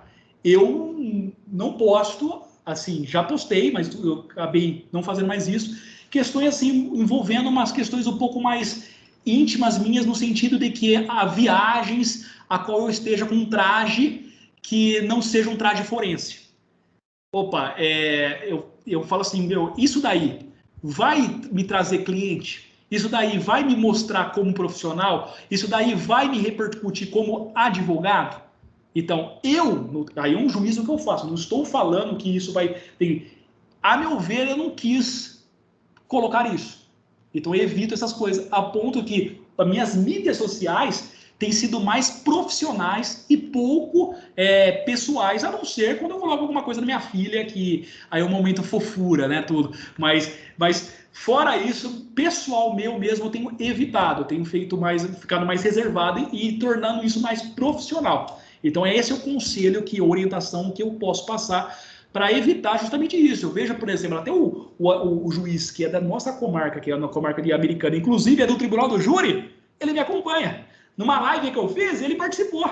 Ele estava lá participando, deu o palpite dele lá, e aí eu fui pensando, imagine que, dependendo do que eu posto, como que ele pode me interpretar como advogado? Será que ele vai ter a mesma impressão? Será que ele vai ter a mesma ideia do Lucas como advogado? Então equivoca-se, a meu ver, a meu juízo, quem pensa que, não, na minha vida particular eu faço o bem entender. Eu tenho uma certa ressalva que você tem que pensar o seguinte, na carreira que você quer construir. E essa carreira, como eu disse já no introito da minha fala, é um tijolinho por tijolinho. Né? Então a gente tem que tomar cuidado como a gente está colocando esse tijolinho. Exatamente, também tem essa mesma visão, né? De você sempre manter uma postura mais séria, condizente com a profissão, né? Aquelas fotos na praia, de biquíni, bebendo um monte de coisa, acaba sendo um pouquinho complicado, né? Às vezes uma pessoa olha e interpreta errado. Isso não tem nada a ver com a sua competência, mas algumas pessoas acabam, né, confundindo e pode prejudicar, né? Eu deixo uma seguinte reflexão, quer ver? eu falo o seguinte, não adianta a gente pegar, a gente tem que ser realista. Não adianta a gente ser o tópico. Ah, não, isso aí é preconceito. Meu amigo, existe o preconceito. Quer ver no seguinte aspecto. Você consegue imaginar um advogado sem terno e gravata? Ou uma advogada sem roupa social? Você consegue? Aí eu te faço uma reflexão para todos que estão assistindo. Se eu tiver de atender um cliente de bermuda, chinelo, camiseta, eu vou deixar de ser advogado? Não, eu continuo sendo advogado. Mas eu vou passar a impressão para o cliente que eu sou advogado? Ou então que eu sou um bom advogado? Sou competente? Aí a gente tem que lembrar de uma frase dita lá por César a sua mulher, né? Assim, não basta ser honesta, tem que aparentar ser honesta. Em outras palavras, não basta ser bom, você tem que aparentar que você é bom. Então você tem que se preocupar com a sua imagem, tem que se preocupar. E quando eu falo com a imagem, não estou falando que você tem que ser modelo. Né? Se você for agraciado, né, com uma boa afeição, amém, Deus te abençoe, que bom. Mas você tem que ser apresentável. O que é apresentável?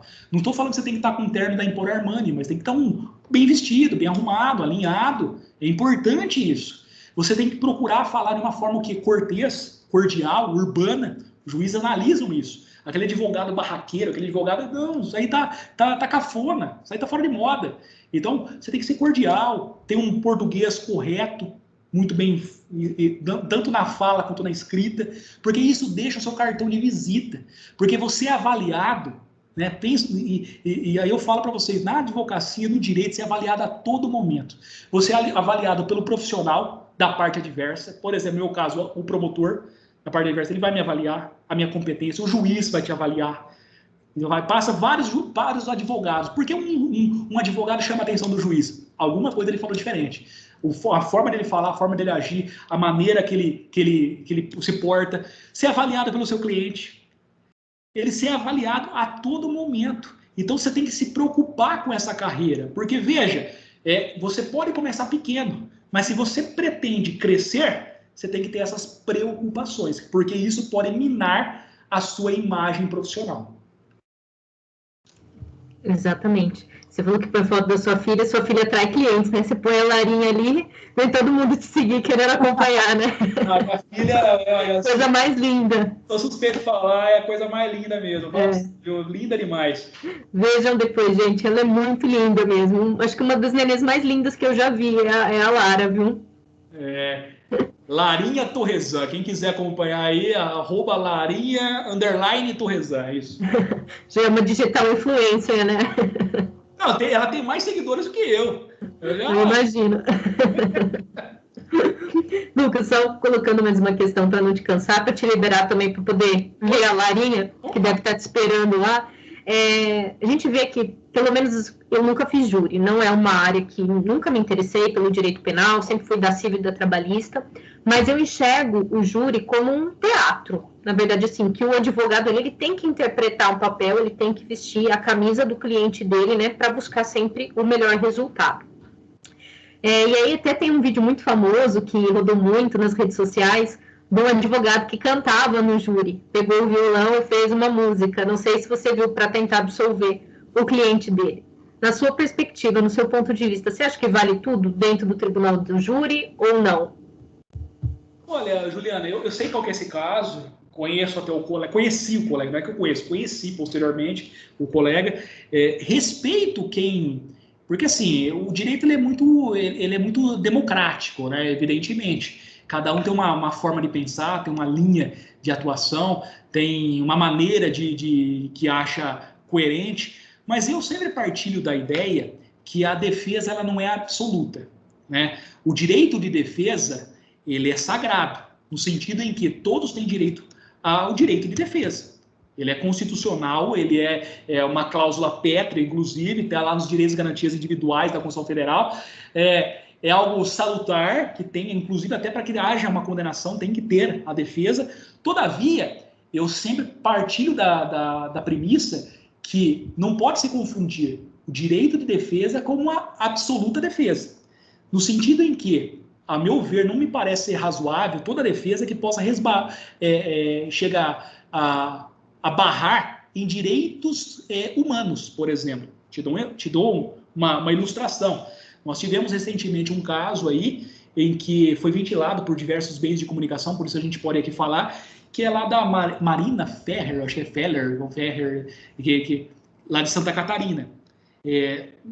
O advogado, ele está no direito dele de defesa, todavia, não me parece ser razoável você humilhar a vítima nos interesses do seu cliente, porque isso fere algo que é salutar, que é os direitos humanos.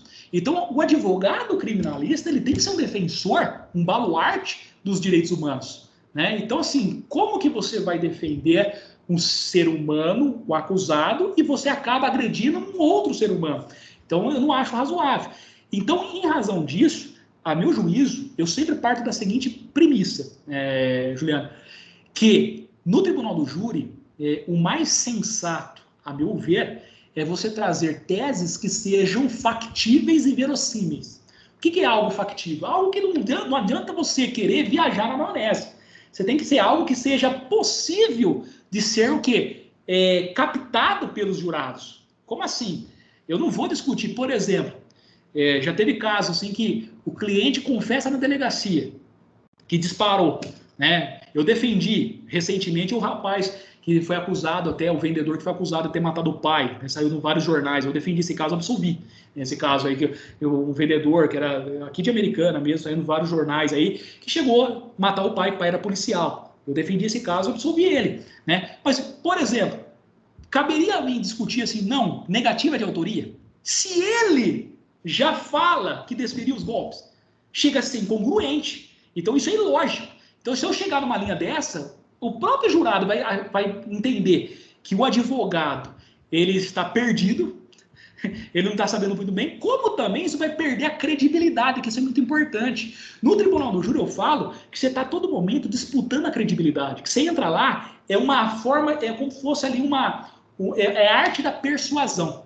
Você está a todo momento ali tentando convencer, e nessa arte de convencer, você tem que mostrar perante os jurados que a sua fala, a sua tese, ela é mais crível do que a tese sustentada pelo promotor.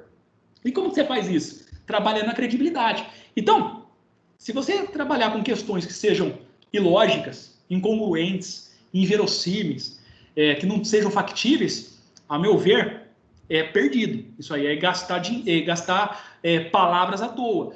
Trazer uma situação muito assim, essa questão muito teatral demais, jurados de hoje, o jurado mais moderno, eles não aceitam isso. Hoje eles querem ver justamente prova, querem ver documento. Eles querem ver provado. Aquela história que a gente falava, que o advogado podia contar uma história lá e convencia, isso aí já ficou por essa escola do Tribunal do Júri, é uma escola antiga. Hoje, eles gostam de uma fala mais simples, assertiva, mas sem ser simplória, e provado, por A mais B o que você está falando.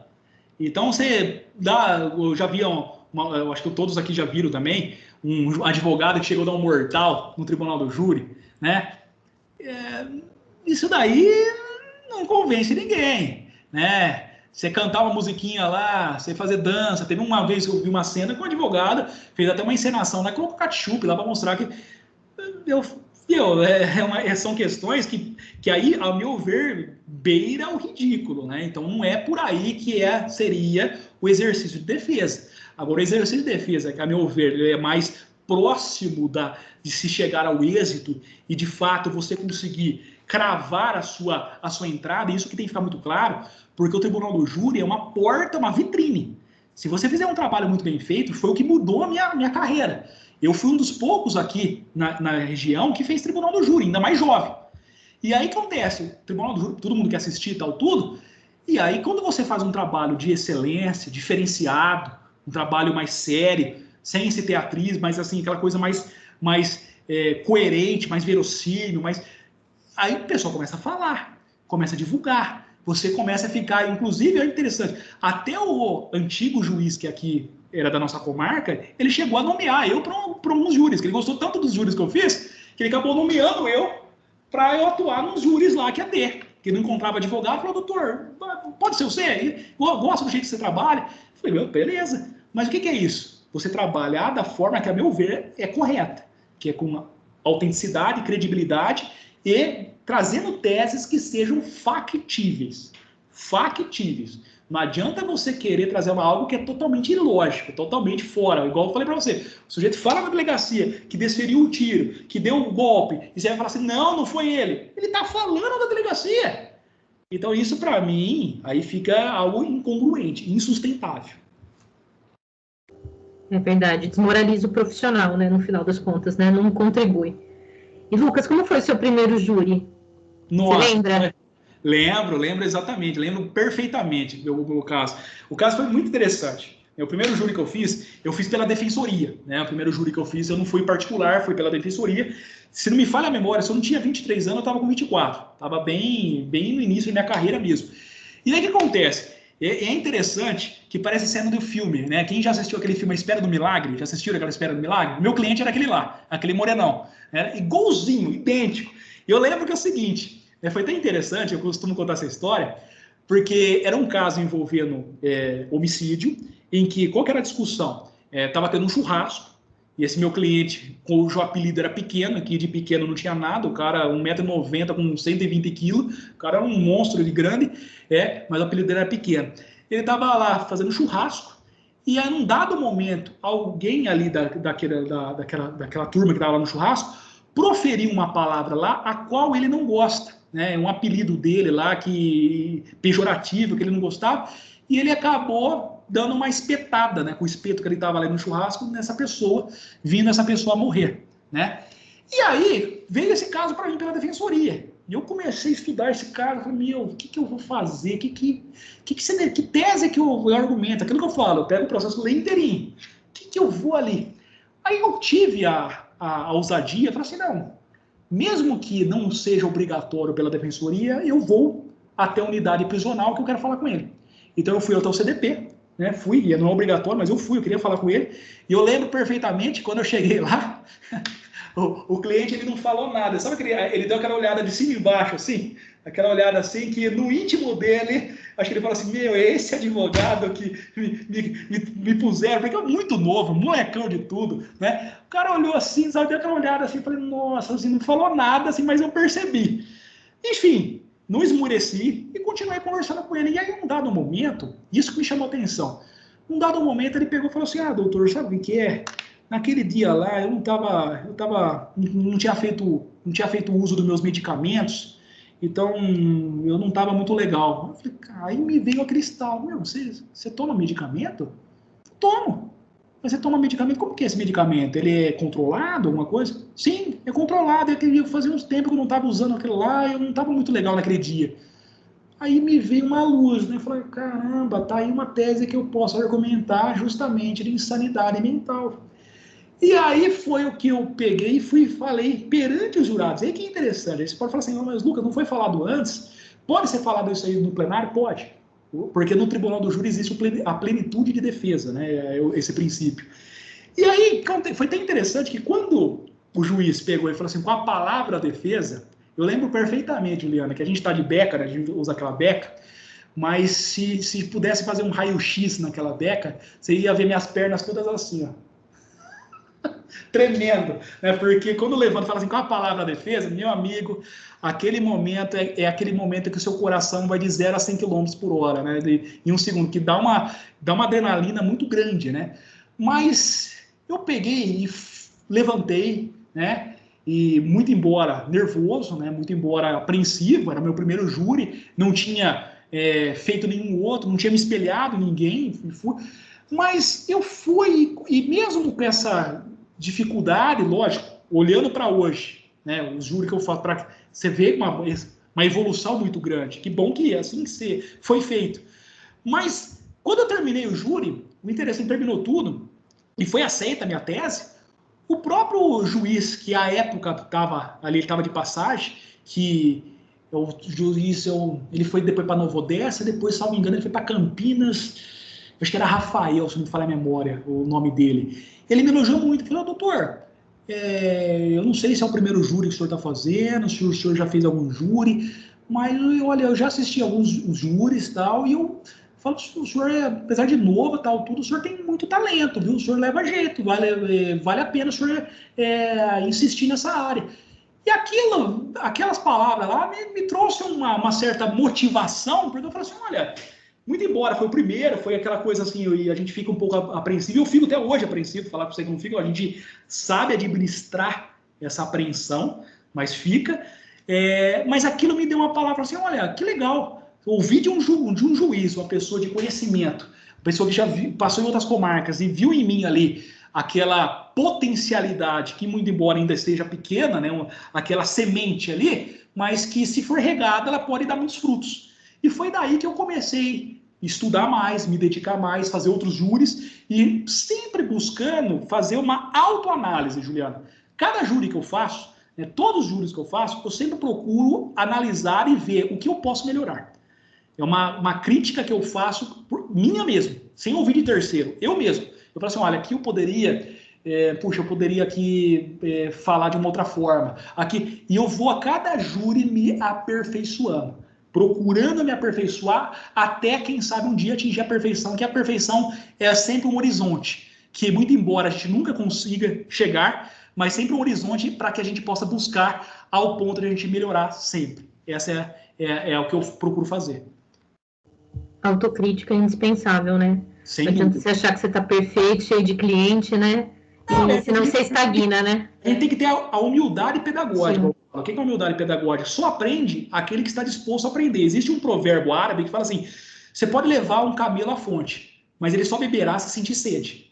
Ou seja, não adianta a gente falar assim, os alunos, assistam hoje aí uma palestra, mas se ele não tiver a fome, a sede de ter conhecimento, ele não vai assistir. Da mesma forma, se eu, na qualidade de advogado, não tenho a sede, a vontade de melhorar, de me aperfeiçoar, de sempre buscar ser melhor, eu vou me acomodar. Sim. Eu me acomodar, eu vou o quê? Eu vou ficar nisso daqui, vou estagnar. Mas por que, de fato, eu sempre busco? Porque o advogado e todos que queiram melhorar, a meu ver, ele tem que ser um eterno insatisfeito. Ao ponto que o insatisfeito não é aquele que seja ingrato. Ser grato pelo que tem, ser grato pelo que conhece, mas ser insatisfeito ao ponto que sempre pode aprender mais, sempre pode evoluir, sempre pode crescer mais. Exatamente.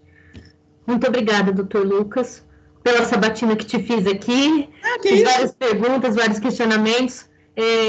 Vou abrir agora para algum aluno, se alguém quiser fazer alguma colocação. Estou à disposição. Tá um prazer, pode ir. Aqui eu estou à vontade, fica tranquilo. Costumam ser mais quietinhos aqui, ficam com vergonha de ligar a câmera, ligar o microfone. Mas caso alguém queira perguntar, fiquem à vontade. Vocês viram que o Dr. Lucas é muito receptivo. Alguém tem alguma pergunta, quer fazer algum questionamento? Sueli, tá por aí? Sueli nunca falha, tá sempre nas nossas palestras.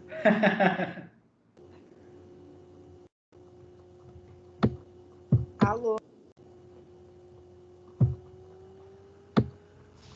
Oi, Caroline, pode falar? Você levantou a mão? Aqui, peraí. Está me ouvindo? Estou. Ah, sim. Parabéns, doutor Lucas. Eu estava ouvindo a palestra do senhor desde o começo. O senhor é um incentivo para a gente que está aqui na faculdade, né? Gostei muito. O estudo que o senhor falou, que a gente tem que estar focado nos estudos, sempre estudando. Eu vejo assim que cada dia mais a gente tem que procurar se atualizar, absorver tudo que possa ter de conhecimento. Mas eu tenho uma curiosidade, doutor Lucas. Eu gostaria de perguntar para o senhor o seguinte: o senhor pega todo tipo de causa criminal? Porque tem alguns advogados que não pegam. Um exemplo, um estupro. O senhor pega todo tipo? Excelente pergunta. Quem que fez a pergunta? É Sueli. Tá certo, Sueli. Excelente pergunta e muito bom. Eu até estava estranhando não terem feito essa pergunta ainda, né? Porque é uma curiosidade, acho que de muitos. O que eu costumo falar é o seguinte, Sueli. Primeiro, eu parto da premissa, né, que todos, e quando eu falo todos, eu me alinho ao que já dizia, né, Troncoso Pérez. Troncoso Pérez, ele dizia que todos, seja o homem virtuoso ou não, merece defesa. Então, a gente não está aqui para fazer juízo de valor. Quem faz juízo de valor vai ser o judiciário, que mesmo o judiciário, em primeira instância, pode ser questionado. Então, veja, nós não estamos aqui para fazer, na qualidade de advogado, né, juízo de valor. Eu estou ali para defender, independente de quem seja o homem virtuoso ou não. O que eu costumo dizer é o seguinte, aí, o primeiro ponto que eu falo, eu não recrimino o defensor, o advogado, que se porventura faça a defesa desses acusados de crimes, por exemplo, como você suscitou aí, sexuais, né? Contra a dignidade sexual. Não recrimino o profissional, porque todos precisam de defesa. Agora, eu costumo partir da seguinte premissa. Eu, na qualidade de advogado, Sueli, eu tenho a livre opção de aceitar ou não o patrocínio daquele acusado. Eu não sou obrigado, não sou vinculado a aceitar ou não. Então, veja, muito embora já defendi, e tenho casos até hoje no meu escritório, envolvendo acusações de crimes contra a dignidade sexual, já tenho. Então, já atuei em casos tanto como defensor, né, defendendo o acusado, como também assistente de acusação, defendendo a vítima, né? Então, assim, acusando a pessoa, certo? Porém, já teve casos que eu recusei? Já tive. Tive um caso uma vez que eu fui consultado, né? E aí fica claro para vocês que o que me move não é o dinheiro, né? Não é o meu dinheiro. Por quê? Porque essa pessoa, inclusive, me ofereceu uma alta quantia para defendê-lo. Uma alta quantia, uma quantia na época muito significativa. Muito significativa, que iria me pagar de honorários. Era um caso envolvendo aí uma acusação de estupro de vulnerável, né? E eu não tive, diante da minha, como fala assim, da minha consciência, não tive ali condições, eu, Lucas, pessoais, para poder ali fazer a defesa. Então, eu recusei esse caso. É um caso que eu recusei, porque eu não me senti ali confortável, eu não me senti, não quis atuar no caso. Eu tive contato até com o que tinha nos autos, tudo, e aquilo não gerou para mim tranquilidade ao ponto que eu exerceria uma defesa adequada. Então, eu declinei de atender esse prospecto, essa pessoa que me procurou. Mas, volto a dizer, já defendi casos envolvendo crimes sexuais, já defendi casos envolvendo homicídio, já defendi casos envolvendo aí aborto, já defendi também, já defendi casos de colarinho branco, já defendi casos envolvendo fraude à licitação, por exemplo, coisas envolvendo alto escalão, já defendi crimes tributários, acusados empresários, então já defendi tanto pessoas mais simples como pessoas com quantidades mais mais quantitativa de dinheiro? Sim. Agora, o que me parte a aceitar ou não, a premissa que eu tomo, é se eu, Lucas, na qualidade de advogado, terei ali tranquilidade para exercer o meu munus público com bastante dedicação. Se aquele momento eu ver que não conseguirei, né, entrarei ali com um juízo de convicção, ou então já farei um pré-juízo, né, um juiz a priorístico, eu já declino do caso. Essa é a minha avaliação, como eu acho. Não sei se eu me fiz claro aí para você, Sueli. Sei, sim. Até eu queria perguntar outra coisa, a última coisa. Vamos lá. O que o senhor acha de mediação na área criminal? Interessante. Eu acho muito interessante. É certo afirmar, Sueli, que nem todos os casos, a meu juízo, é possível. Nem todos os casos. Você está querendo trazer mais ou menos uma justiça restaurativa, né? Mais ou menos para a linha da... Isso, a justiça restaurativa. Isso. Eu acho salutar, sobretudo, meu juízo, os crimes contra o patrimônio. Os crimes contra o patrimônio, a meu juízo, é onde que poderia ser, de fato, aceito essa situação. Por que eu falo isso? E analise comigo. Um caso de furto, por exemplo, né? Você não tem violência. Subtrair coisa ali à mão, você não tem violência. Se a vítima e o acusado chegarem a um consenso ao ponto de ele reparar o dano, por que o Estado, então, iria aplicar a reprimenda penal? A meu ver, ali não teria sentido. Tanto é verdade que, se a gente pegar pelo crime tributário, basta lembrar os senhores, se pagar o tributo, o que acontece? Acontece a exclusão da o quê? Da punibilidade, se pagar o tributo. Se pagar o tributo dos crimes de sonegação fiscal, por exemplo, já tem essa possibilidade, por que não aplicar isso também para pessoas dos crimes menores, como furto, por exemplo? Não digo roubo, porque o roubo tem a violência, a meu ver aí é diferente, mas o furto, a apropriação indébita, estelionato, se de fato aplicar a justiça restaurativa, a meu ver, seria mais interessante, desafogaria o Poder Judiciário e, não obstante a isso, evitaria chegar-se a algo que a criminologia fala muito, que é justamente do late approach, ou seja, do etiquetamento. A pessoa ficar com aquela estigma pelo quê? Por ter passado pelo Poder Judiciário, por ter passado pelo sistema criminal. Então, em outras palavras, resumindo, eu apoio, eu sou defensor disso, porém de forma mais restritiva. A meu juízo, não seria o caso de aplicar para tudo. Então, para mim, seria inconcebível ou incongruente ou inaplicável, por exemplo, nos crimes contra a dignidade sexual, nos crimes de homicídio. A meu ver, não teria como. Agora, nos crimes contra o patrimônio, que não envolva violência ou grave ameaça, seria salutar. Obrigado, viu, doutor Lucas? Nada, disponha, foi um prazer. Caroline está com a mãozinha levantada. Quer fazer uma pergunta, Caroline? Boa noite. Boa noite. Boa noite. Eu tenho 2 perguntinhas, mas se ficar muito apertado o tempo, não tem problema, tá? Por mim, tô tranquilo, fique em paz. Hoje eu tô com o vara de soltura. Tô com soltura aí, pode ficar tranquilo. Tá. A primeira é que eu fiquei pensando, assim, quando o doutor chega na audiência e percebe que tem pessoas que já estão com uma convicção contrária ao que o doutor vai apresentar, o doutor mantém o que o senhor já tem planejado ou dar uma focada naquela pessoa para que ela vá mais para o seu lado? E é muito difícil fazer a pessoa mudar de ideia ou tem alguma técnica, tem algum jeito que traga essa pessoa para o seu lado? Excelente pergunta, Caroline. Seguinte, primeiro a gente tem que fazer uma dicotomia, uma distinção. Uma coisa é falar tribunal do júri, que é um procedimento especial, que aí você está falando de jurados, e aí você tem uma forma de agir, uma forma de explorar isso.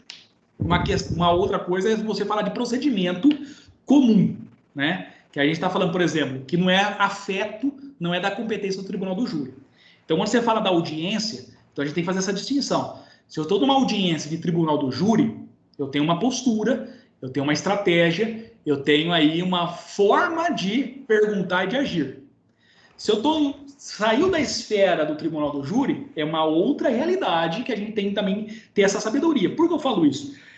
Numa audiência sem ser da competência do tribunal do júri, não dá para você fazer toda aquela exploração. Por exemplo, no tribunal do júri, quando eu vou fazer as perguntas para as testemunhas, eu levanto, chego perto delas, entendeu? Tem toda essa... Não dá para fazer isso numa audiência, né, que não seja da competência do tribunal do júri.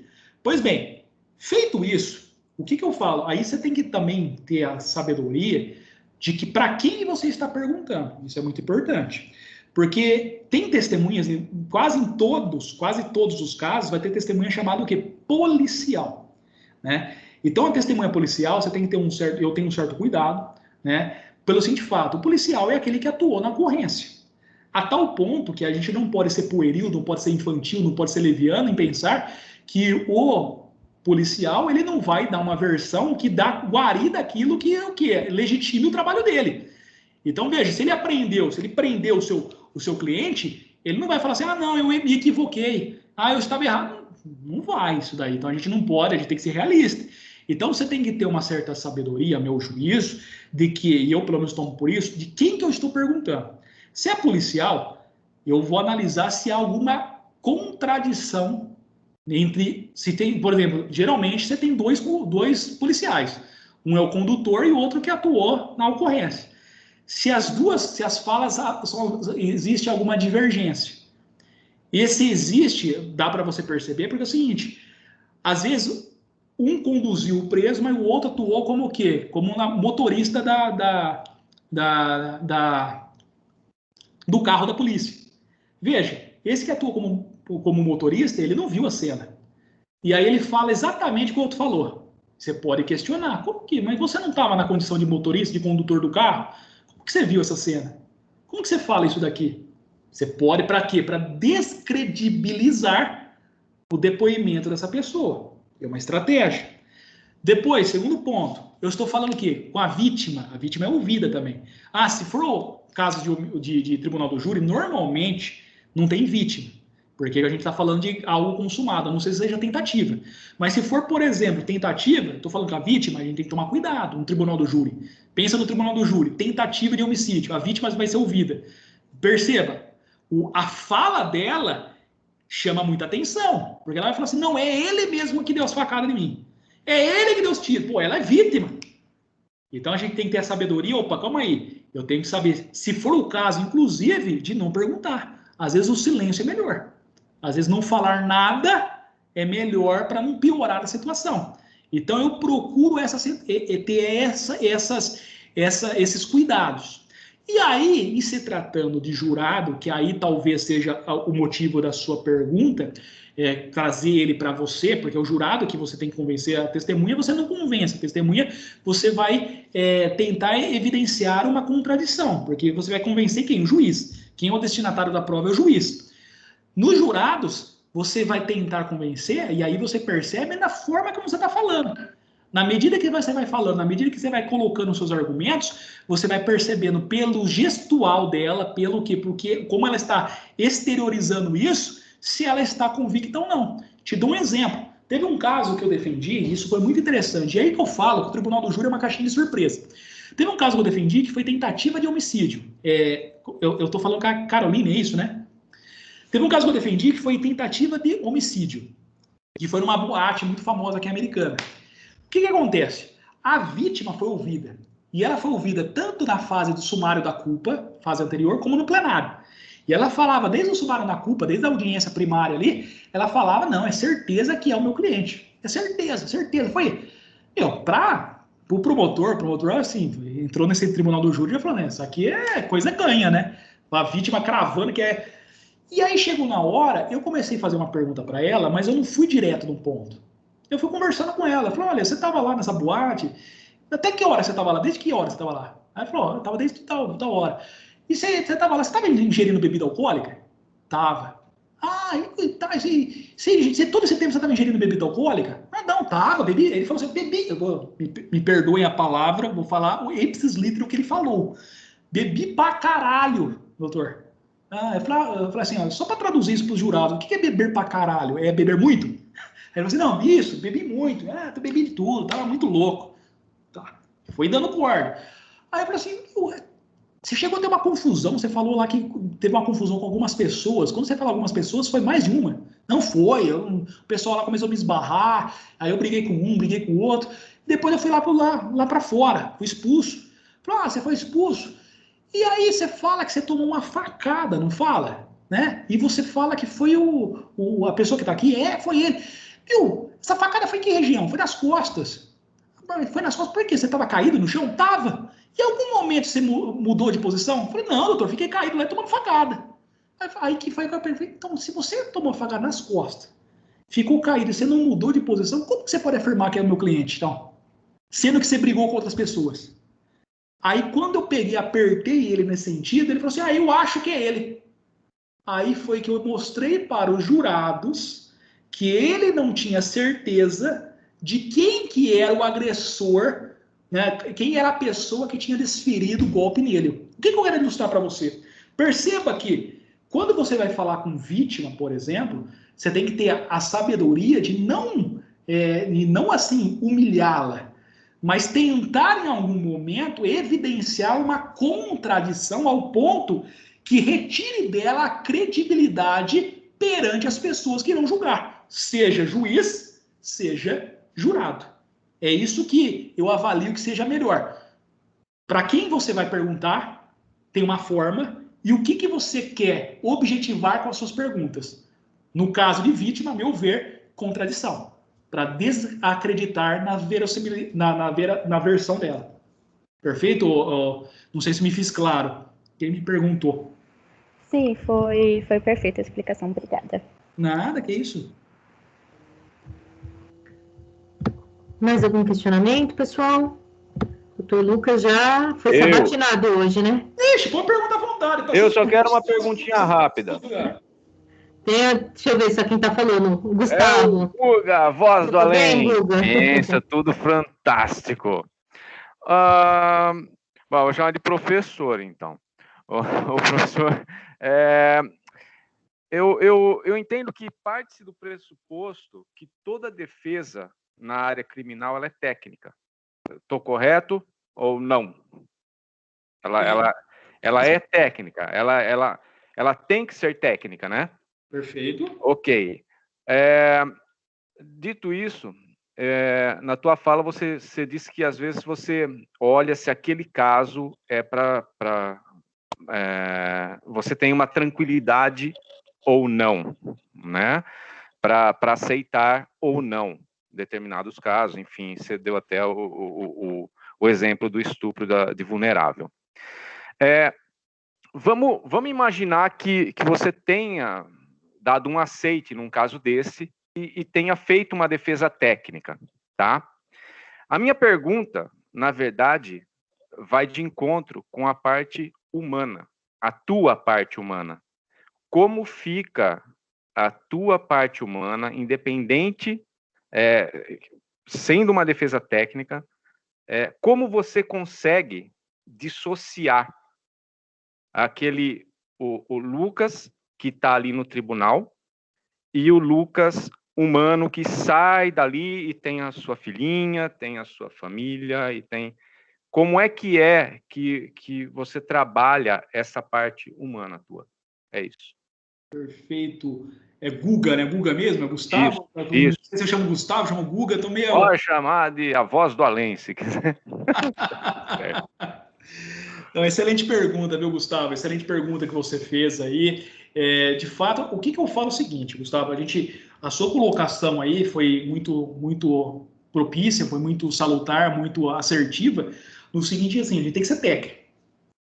E aí, eu faço um juízo anterior a esse, no seguinte aspecto. Se eu me coloquei na situação de defender aquela pessoa, se eu me coloquei, primeiro eu falo assim, eu quero defender, eu posso recusar. Por qualquer fator, se eu não me sentir, seja capaz, porque tem casos, às vezes, que é uma complexidade imensa, que eu vejo que no momento eu não estou em condições de atender. Pode acontecer, tem casos, às vezes, muito gigantes, que eu falo assim, não que eu assim, estou fazendo assim, eu falo assim, não é um caso que eu não queira pegar, eu não tenho, nesse momento, condições de atender. Não sei se eu me fiz claro. Vou te dar um exemplo, né? Se surgisse hoje para mim um caso da Lava Jato, nossa, fantástico, né? Eu, Lucas, tenho condições, não falo técnicas, mas humanas no sentido de maquinário, de pessoal, de estrutura, para atender? Não. Então, a gente tem que ter a compreensão, falar assim, ó, tem casos que no momento, na minha trajetória, eu não posso pegar, por quê? Porque eu não vou dar uma assistência adequada. Esse é o primeiro ponto. Segundo ponto, ou eu não tenho essa condição, ou então eu tenho condições, mas eu, por uma questão íntima minha, não quero. Como eu citei um exemplo para vocês. Você tem um exemplo lá do estupro de vulnerável. Já defendi casos de estupro de vulnerável no escritório? Já. Inclusive, tem um caso em Limeira, correndo. No momento de estupro de vulnerável, eu estou pela defesa. Mas aquele caso específico, eu não quis. Uma questão pessoal minha. E eu não me senti confortável, não em condições técnicas, mas em condições de atender aquela pessoa no sentido que isso não fosse me dar isenção como pessoa para agir de forma técnica. Então, me declinei. Agora, se eu me propus a defender, aí, a meu juízo, não vejo problema algum, viu, o Guga, de defender, e não vejo problema algum que isso possa atrapalhar na minha vida pessoal. Eu analiso da seguinte forma, eu analiso como um médico.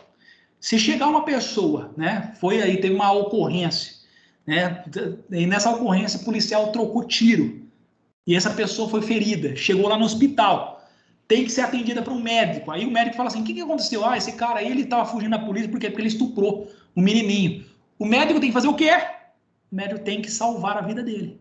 Pouco importa o que o médico pense a respeito, ele tem que o quê? Salvar a vida dele, porque o médico tem um dever de salvar vidas. Da mesma forma, o advogado criminalista, se ele dispôs a defender, ele tem que defender com afinco, com esmero, com dedicação, procurando sempre o melhor para o seu cliente. Nem que esse melhor seja a dosimetria da pena, porque há casos que não vai ter como absolver, mas você vai o quê? Diminuir a pena imposta. Só para ilustrar para você, eu tive um caso que eu defendi de estupro, né? Um caso de estupro, em que eu falei para o meu cliente. Eu falei, e aí que você tem que ser honesto com o cliente, você tem que ser muito honesto com o cliente. Eu falei assim, ó, o seu caso aqui, eu sinceramente não vislumbro possibilidade de absolvição. Então, assim, já tenha por certo que a possibilidade de ser condenado, de você ser condenado, ela é mais do que evidente.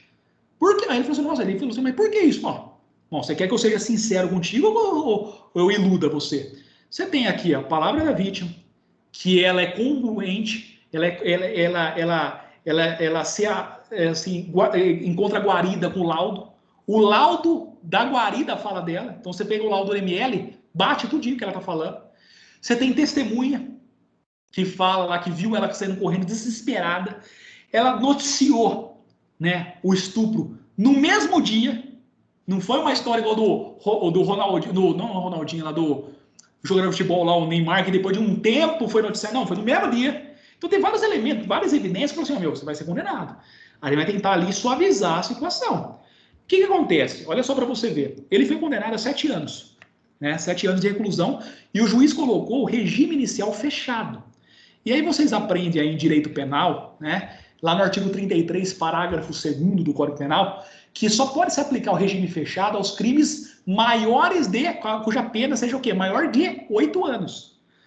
Não obstante a isso, nós temos a súmula 719 do STJ e 440 do STF, que fala o quê? Pode ser aplicado regime diverso do legal desde que haja motivação idônea, desde que haja fundamentação. Então poderia o juiz falar assim, por mais que a pena seja menor do que 8 anos, vou aplicar regime fechado, por quê? Porque o crime é grave, as circunstâncias indicam que personalidade periculosa, aí sim ele estaria fundamentando, mas ele fundamentou? Não fundamentou. O que eu fiz? Recorri perante o Tribunal de Justiça, fiz sustentação oral e eu consegui modificar o regime dele, de regime fechado para o regime o quê? Semiaberto. Trouxe uma benesse para ele? Trouxe uma benesse. Evidentemente, o regime semiaberto está lotado no nosso país, não tem ao ponto que vai ficar o quê? Regime domiciliar, prisão domiciliar. Ficou algo razoável para ele? Ficou. Fiz uma boa defesa? Fiz uma boa defesa. Fiz o meu melhor? Fiz o meu melhor. Sem que isso, mesmo ele tendo sido condenado, isso pudesse influenciar a minha vida?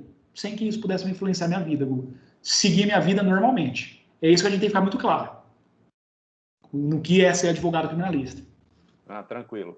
Valeu, obrigado. Nada. É isso.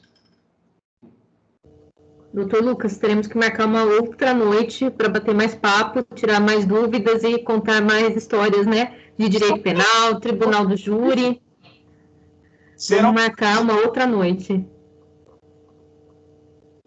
Inclusive, Juliana, quinta-feira agora eu vou fazer uma sustentação oral perante o Tribunal de Justiça. Possivelmente irei transmitir ao vivo. Então, se você me permitir, eu deixo aqui o meu Instagram. Quem tiver interesse de saber mais ou menos essas discussões, como que é a sustentação oral, como que é as discussões jurídicas, penais, me coloca à disposição. Siga lá no @Torresan_Lucas. Que horas que vai ser? Que horas que vai ser? 13h30, tá marcado. 13h30. 13h30. Assistam, pessoal, quem puder, quem não estiver trabalhando. Aproveita a oportunidade. Você vai deixar disponível? Sim. Maravilha. Então, todos convidados. Sigam o professor Lucas. Ele faz lives semanalmente, né, professor? De temas extremamente atuais, interessantes. Acompanhem. Vocês vão ter uma oportunidade de agregar muito no conhecimento de vocês, como o professor agregou hoje na nossa noite.